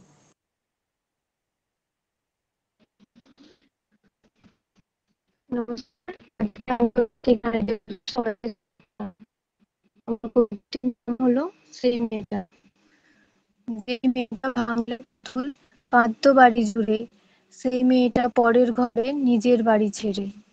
যেই মেয়েটার নিজের বাড়ি বলতে কিছুই নেই, সেই মেয়েটার সব অভিমান হারায় আদরেই। যেই মেয়েটা ক্লান্ত হয়েও রান্না করে বাসন মাজে, সেই মেয়েটাই দেশ বিদেশে যুক্ত আছে নানান কাজে। যেই মেয়েটার ইচ্ছা ছিল চাকরি করে অফিস যাবে, সেই মেয়েটা বন্দি ঘরে ডিগ্রিগুলো কি হবে। যেই মেয়েটা শ্বশুর বাড়িতে দিনরাত খোঁটা খায়, বাপের বাড়ি গরিব বলে উঠতে বসতে কথা শোনায়। যেই মেয়েটার একাকিত্ব বালিশ ভেজায় চোখের জলে, সেই মেয়েটা দিশেহারা, দিন তার কেমনে চলে। যেই মেয়েটা সুখ চেয়েছে কষ্টগুলো বুকে বেঁধে, সেই মেয়েটা পাশ ফেরে ঘুমিয়ে পড়ে কেঁদে কেঁদে। নমস্কার। অসংখ্য ধন্যবাদ অনুরাধা পণ্ডিতকে। এখানে উপস্থিত সকল শ্রদ্ধেয় ব্যক্তিবর্গের মধ্যে কেউ যদি তার বক্তব্য রাখার জন্য বা সঙ্গীত পরিবেশন করার জন্য ইচ্ছুক থাকেন, তাহলে তাকে অনুরোধ করব তার মূল্যবান বক্তব্য রাখার জন্য বা সঙ্গীত পরিবেশনের জন্য। তপন রয়েছে আমাদের, প্রফেসর তপন কুমার দে বিদ্যাসাগর বিশ্ববিদ্যালয় থেকে। তপন, তুমি কিছু বলো।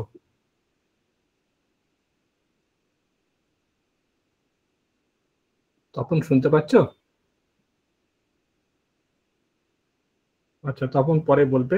হ্যাঁ, বিশ্বজিৎ বোধহয় কিছু বলতে চাইছিলে। বিশ্বজিৎ বলো।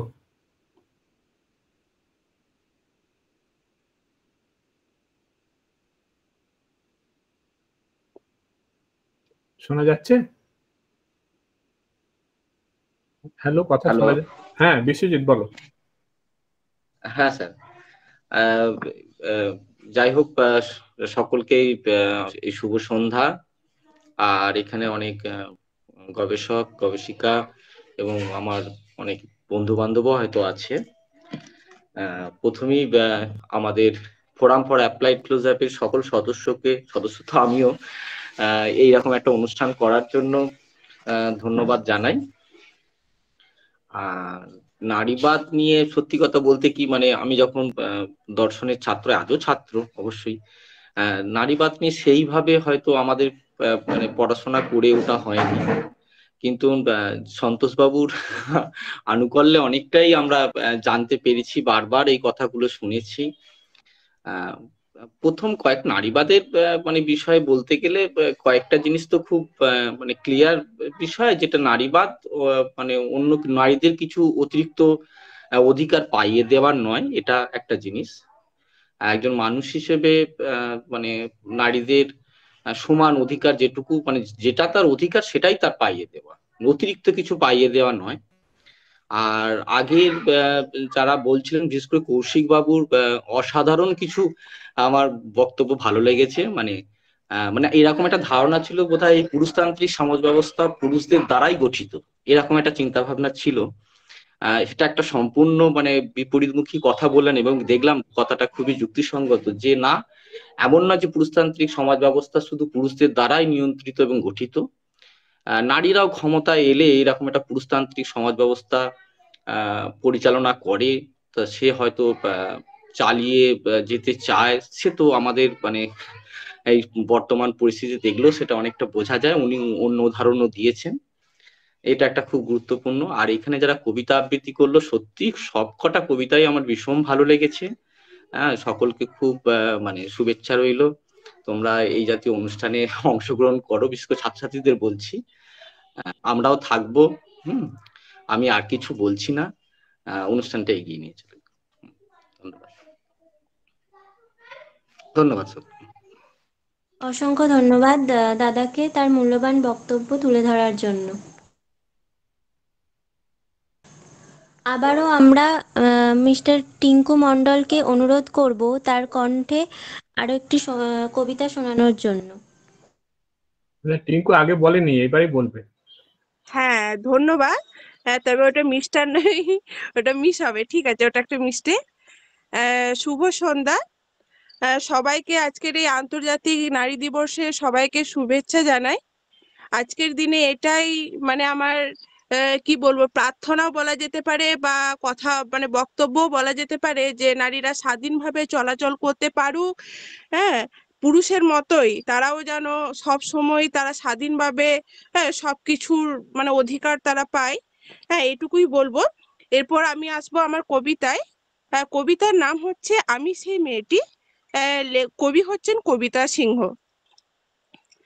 আমি সেই মেয়েটি, সেই মেয়ে যার জন্মের সময় কোনো শাঁখ বাজেনি, জন্ম থেকেই যে জ্যোতিষীর ছকে বন্দি, যার লগ্ন রাশি রাহু কেতুর দিশা খোঁজা হয়েছে না নিজের জন্য না, তার পিতার জন্য, তার ভাইয়ের জন্য, তার স্বামীর জন্য, তার পুত্রের জন্য। যার গর্ভ থেকে আমার জন্ম, সেই মায়ের কথা বলেনি কেউ। আমি সেই মেয়েটি যে জন্ম থেকেই বিবাহের জন্য বলি প্রদত্ত, যার বাইরের চেহারা, চোখ, নাক, মুখ, ত্বক, চুল, রং নেই, কেবল দর কষাকষি। কালো না ফর্সা, খেঁদা না টিকালো, লম্বা না বেটে, কুতকুতে না টানা টানা, যার মাথার বাইরের জন্যই সকলের ভাবনা, মাথার ভিতরটা নিয়ে কারোর কোনো মাথা ব্যথা নেই। একাদশীর দিন অবুঝ দশমী বালিকা তৃষ্ণায় আটক ঘরের মাটি লেহন করতে করতে প্রাণ ত্যাগ করেছি। সন্তানের পর সন্তান জন্ম দিতে দিতে রক্ত শূন্যতায় মুখ থুবড়ে পড়েছি সূতিকাগারে, জ্বলে পুড়ে মরেছি সতীদাহে। আমি বুঝতে পারিনি যে চাকরির জায়গায় নিজের কাজের কুশলতা দেখাতে নেই। আমি বুঝতে পারিনি যে আমার প্রেমিককে তার প্রেমপত্রের বানান ভুলগুলো ধরিয়ে দেওয়াটাই আমার ভুল হয়েছিল। আমি বুঝতে পারিনি যে আমি যদি কবি হতে চাই, আমার বন্ধুরা বলবেন ওটা কবিতা হয়নি, পদ্য হয়েছে। আমি বুঝতে পারিনি যে একবিংশ শতাব্দীর সীমানায় এসেও এই পুরুষ শাসিত পৃথিবী বুদ্ধিমতীদের জন্য অপ্রস্তুত। আমি সেই মেয়েটি যে ছোটবেলা থেকে শুনে এসেছে জোরে জোরে কথা বলতে নেই, ছুটতে নেই, চেঁচাতে নেই, হাসতে নেই, এমনকি কাঁদলেও লুকিয়ে লুকিয়ে। আমি সেই মেয়েটি যাকে বলতে নেই খিদে পেয়েছে, ঘুম পেয়েছে, ইচ্ছে করছে না, ক্লান্ত লাগছে, আর পারছি না। আমি সেই মেয়েটি যার জন্য খেলার জন্য যার হাতে তুলে দেওয়া হয়েছে পুতুল, পুতুলের আদল পাওয়ার জন্য, পুতুলের সংসার বানাবার জন্য। আমি সেই মেয়েটি যে গত কোনো শতাব্দীতে 5 বছর বয়সে মালা দিল গঙ্গা যাত্রীর গলায়, কুলীন ব্রাহ্মণের 365 তলা স্ত্রীর অন্যতম হয়ে স্বামীর গর্বে হয়েছি গর্বিনী। আমি সেই মেয়েটি যে দেখেছে একটি নারী কেমন করে নিছক মেয়ে ছেলে বনে যায়, চরিত্রের উল্টো দিকে হেঁটে যায় সফল স্বামীদের গিন্নিরা, শিক্ষার চেয়ে উজ্জ্বলতা পায় বেনারসি শাড়ির ফুলকি, বুদ্ধির চেয়ে দীপ্তমান হয়ে ওঠে অন্ধকারের হীরা পান্না। আমি সেই মেয়েটি, জানেন আমি সেই মেয়েটি যে জীবনে কয়েকটা বছর কেবল ভুলের পর ভুল, পুনরপি ভুল করে চলেছি। অন্ধকারের দিনে ফিরতে পারি না বলেই কি আমি অপমানের জ্বলন্ত কয়লার ওপর দিয়ে যেতে চাই দুঃখের দিকে? আমি প্রণাম জানাই সেই প্রথম আগুনকে, যার নাম বর্ণ পরিচয়, সেই অগ্নি যুদ্ধ পরম্পরাকে, সেই সব পুরুষ রমণীকে যারা 19 শতাব্দীর অন্ধকারের হাতলে জ্ঞানের শিক্ষা জ্বালিয়ে এক জন্মেই আমাকে জন্ম জন্মান্তরের দরজা খুলে দিয়েছেন।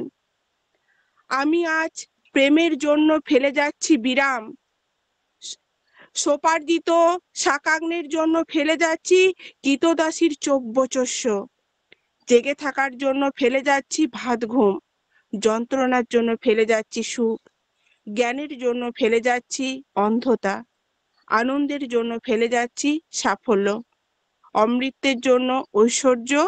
আমার হাতে জ্বলছে দিশারীদের ওই মহান আগুন। আমি সেই মেয়েটি, আপনারা নিজের দর্পণে দেখে আমাকে চিনুন। নমস্কার। অসংখ্য ধন্যবাদ। হ্যাঁ, সুস্মিতা সাঁতরু কয়টা কবিতা বলবে। হ্যাঁ, সুস্মিতার নামটা বলবে এবার। হ্যাঁ, টিঙ্কু খুব সুন্দর বলেছে। এই কবিতাটি আমরা অনেকেই শুনেছি, খুব সুন্দর বিষয়। হ্যাঁ, সবগুলো কবিতারই বিষয়বস্তু খুবই সুন্দর, আমাদের সকলেরই মনকে স্পর্শ করে যাচ্ছে। নিকিতা, তুমি এবার সুস্মিতা সাঁতরা ও একটা কবিতা বলবো বলেছিল। সুস্মিতা, তুমি রেডি? হ্যাঁ স্যার। হ্যাঁ, বলো। নমস্কার, আমি সুস্মিতা সাঁতরা। আমি একটা কবিতা বলবো। নারী, শরদিন্দু কর্মকার। মানুষ কেন বলে মোদের নারীর নিজস্ব নাই কিছু, আমি তো দেখি জগৎ চলে নারীর পিছু পিছু। বাপের ঘরে লক্ষ্মী আমি, স্বামীর ঘরে অন্নপূর্ণা, ছেলের ঘরে জননী আমি ছাড়া সংসার অসম্পূর্ণা। আমার থেকে আপন করতে আর কি কেউ পারে, বাপের ঘরকে ছেড়ে এসেও পরকে বাঁধি ঘরে। গোত্র থেকে গোত্রান্তর যদিও আমি হই, তবুও যেন জননী রূপে সকল দুঃখ সই। ভারত মাতা সেও নারী, নারী জগৎ ধাত্রী, নারী হলো এ জগতের সবার জন্মদাত্রী। পুরুষতান্ত্রিক সমাজ তাই পুরুষকে বড় করে, জেনে রেখো সেই পুরুষকেই নারী গর্ভে ধারণ করে। মহাকাল আমার পদতলে স্থায়িত চিরকাল, আমি ছাড়া এ জগৎ সংসার সবই হবে অচল। নমস্কার।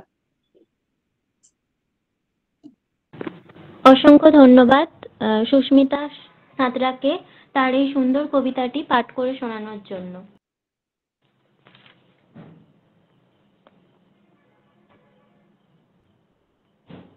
আবারও একবার শ্রদ্ধেয় ব্যক্তিবর্গের কাছে হ্যাঁ, অনুরোধ বলছি করব। আমাদের মোটামুটি যে লিস্টটা আমরা পেয়েছিলাম বা আমাদেরকে যারা জানিয়েছিলেন তাদের বক্তব্য আমরা শুনলাম।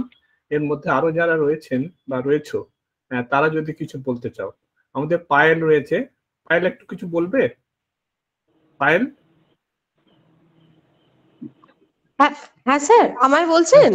হ্যাঁ হ্যাঁ বলছি, তোমাকে বলছি, বলো। হ্যাঁ, না আমি আজকে আর কিছু বলছি না, আমি শুনছি। আচ্ছা ঠিক আছে। হ্যাঁ হ্যাঁ হ্যাঁ ঠিক আছে। আর যারা রয়েছে বা রয়েছেন যদি কিছু বলতে চান তাহলে আমরা শুনবো, আর তা না হলে তো আমরা অনুষ্ঠান এবার শেষ করবো আর কি।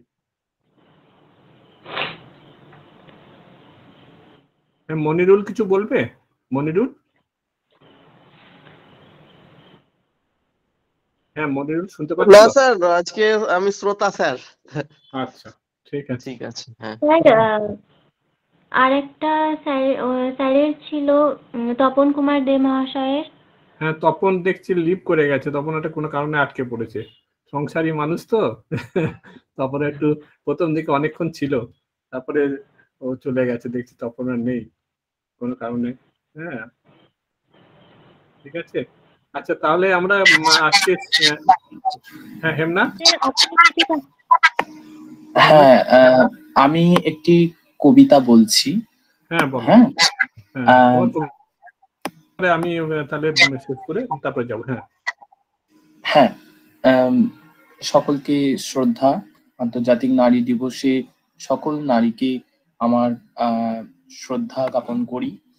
আজকে একটি আমি ফেসবুক থেকে অনেকদিন আগেই পেয়েছিলাম এবং এগুলো আমি কালেক্ট করে রাখি। তার মধ্যেই একটা কৃষ্ণা চ্যাটার্জির কলমে কবিতার নাম হচ্ছে তুমি মাতৃশক্তি তুমি দশভুজা। নারী তুমি জাগো, ঘুমিয়ে থেকো না আর। হাটে বাজারে তোমার দর কষাকষি চলছে, তা কি তুমি দেখতে পাচ্ছ না? এখনো কেন নীরব তুমি? সহ্যের সীমা পার করো, না হলে ওই অসুরের দল মাথা চারা দিয়ে উঠবে আরো আরো আরো। সেটা তুমি কল্পনাও করতে পারছো না। ওদের ধ্বংস তোমারই হাতে, আর কেউ করতে পারে না। পুরাকাল থেকে এই রীতি চলে আসছে, এ কেউ খণ্ডাতে পারবে না। তোমার মধ্যেই লুকিয়ে আছে চণ্ডী, চামুন্ডা, দুর্গা, কালী সকল রূপ। একে একে রূপ ধারণ করো, তোমার হাতে তুলে নাও অস্ত্র। প্রতিটি অসুরের মুন্ড ছেদন করে করে দাও একেবারে দুর্হস্ত। ওরা করে চলেছে তোমাকে বিভ্রস্ত যেখানে সেখানে। ওদের এবার থামাও নারী, আর করো না সহ্য। এখন তোমার জাগার পালা, ওরা করবে শুধুমাত্র সহ্য। এতদিন ওরা লম্প ঝম্প দিয়ে মাতিয়ে বেরিয়েছে, এবার ওদের একে একে ধ্বংস করো, করো ওদের সর্বনাশ। তুমি জাগো নারী, দশভুজা হয়ে এবার অসুরদের করো নাশ। নারী তুমিই তো মাতৃশক্তি, তুমিই দশভুজা। ওদের বিনাশ তোমারই হাতে, আর কেউ পারবে না। ধন্যবাদ। আমরা এবার অনুষ্ঠান শেষ করব। আমি একটা কথা বলতে হ্যাঁ নিশ্চয়ই বলুন বলুন। হ্যাঁ সেটা হচ্ছে যে আমার বক্তব্যের মধ্যে একটা জায়গায় আমি বলেছিলাম যে মানে হিজড়ের সমাজ যেখানে বলি সেখানে শুধু পুরুষ লিঙ্গ চিহ্ন নিয়ে যারা জন্মগ্রহণ করেছেন তারাই আছেন, কথাটা ঠিক। কিন্তু তাতে অনেকের মনে হতে পারে যে রূপান্তরকামীরা কি শুধু পুরুষ থেকে নারী হতে চান, উল্টোটা কি নেই? তা নয়। এইটা খুব লক্ষণীয় যে যার মানে যেহেতু আমাদের সমাজে নারী হওয়াটাই অপমানজনক, সেই জন্য যে সমস্ত ছেলের আচরণ মেয়েলি তারা অনেক বেশি অপমানের শিকার হন। তাদেরকে আমরা বৌদি, কাকিমা এই সমস্ত নামে ডেকে তাদের পেছনে লাগি। কিন্তু যে সমস্ত মেয়েরা ছেলে হতে চান, ছেলে হিসেবে রূপান্তরিত হতে চান, তাদের কিন্তু অতটা অপমান সহ্য করতে হয় না, কারণ ছেলে হওয়াটা তো এই সমাজে খুবই সম্মানের। সেই জন্য তাদের দেখবেন টম বয়, দস্যি মেয়ে এইরকম নানা নাম দিয়ে তাদের বরঞ্চ ছেলেলিপনাটাকে অনেক বেশি মহিমান্বিত করা হয়। তো এই একটা আমার কথায় কারোর ভুল বোঝাবুঝি অবকাশ যাতে না থাকে সেই জন্য এই ক্ল্যারিফিকেশনটা আমি দিয়ে দিলাম। আমার সম্পূর্ণ অনুষ্ঠানটা খুব ভালো লেগেছে, বিশেষ করে ছাত্রছাত্রীদের কবিতার যে চয়ন, সেখানে তাদের ভাবনার গভীরতা এবং সমাজের বিভিন্ন সমস্যার প্রতি, বিশেষ করে আজকে আমরা যে সমস্যা নিয়ে আলোচনা করেছি তার প্রতি একটা সচেতনতা এটা লক্ষ্য করে আমি অত্যন্ত আনন্দ পেয়েছি। আমি সন্তোষ দা এবং সমস্ত ছাত্রছাত্রী এবং যারা শিক্ষক রয়েছেন তাদের সবাইকে আমার আন্তরিক অভিনন্দন এবং শ্রদ্ধা জানাচ্ছি। খুব আমরাও খুবই গর্বিত যে আপনার মতো মানুষজনদের আমরা পেয়েছি, অনেকেই এসেছেন এবং আমার এই ছাত্রছাত্রী এবং সহকর্মী গবেষক তারা আমার সঙ্গে থাকে এবং আমি এরকম কোনো অনুষ্ঠান মানে কোনো কিছু থাকলে আমি একটু করার চেষ্টা করি, আসলে সবার সঙ্গে একটু কথা হয়, যোগাযোগ হয়। সবাই তো আমরা ঘরের মধ্যে একা একা থাকি, সবাই যেন বিচ্ছিন্ন এক একটা দ্বীপ। অন্তত অনলাইনেও যদি আমরা এই দ্বীপগুলোকে একটার সঙ্গে একটা যুক্ত করতে পারি, তাহলে একে অপরের সঙ্গে ভাবনা চিন্তাগুলো একটু শেয়ার করা যায়। আজকের এই একটা খুবই গুরুত্বপূর্ণ একটা দিনে আমরা সকলে মিলে অনেক ভাবনা, অনেক অনুভূতি প্রকাশ করলাম এবং আমারও খুবই ভালো লেগেছে। অনুষ্ঠান খুবই ভালো হয়েছে এবং আমরা যারা মাস্টারমশাই তারা তো ছাত্রছাত্রীদেরকে একরকম ভাবে দেখি, ও কিছু পারে না, ও অমুক, ওইরকম ভাবে ভাবি আর কি, দূর তোমাদের দ্বারা কিছু হবে না। কিন্তু এইসব অনুষ্ঠানের মধ্য দিয়ে তাদের যে অন্যান্য বিভিন্ন গুণাবলী আছে, তাদের যে আরো অনেক কিছু তারা করতে পারে, ভাবতে পারে, তার প্রকাশ পায়। আমার খুবই ভালো লাগলো।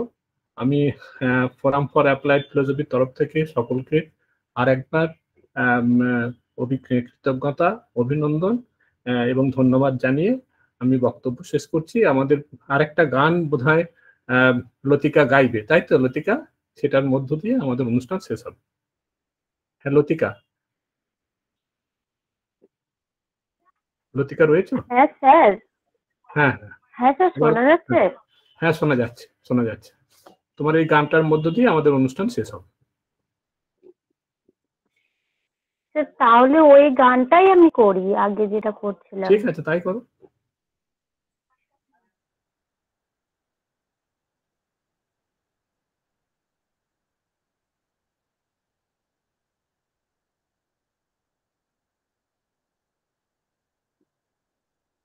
আমার মনে হয় হারমোনিয়াম না নিয়ে তুমি যদি শুধু খালি গলায় গাও একটু শুনতে সুবিধা হবে, আমার যেরকম মনে হয় আর কি।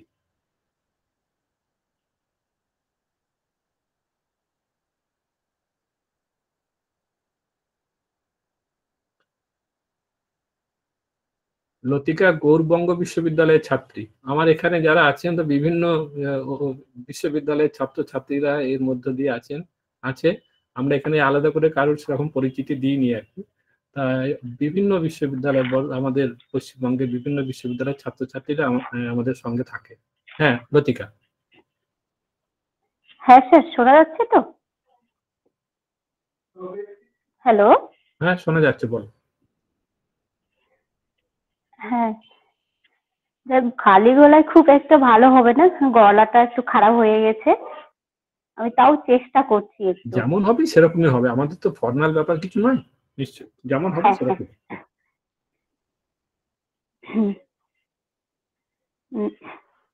জাগো নারী জাগো বন্যে শিখা, জাগো নারী জাগো বন্যে শিখা, জাগো স্নাহা সীমন্তে রক্ত টিকা, জাগো স্নাহা সীমন্তে রক্ত টিকা, জাগো নারী জাগো বন্যে শিখা, জাগো নারী জাগো বন্যে শিখা, দিকে দিকে মিলিত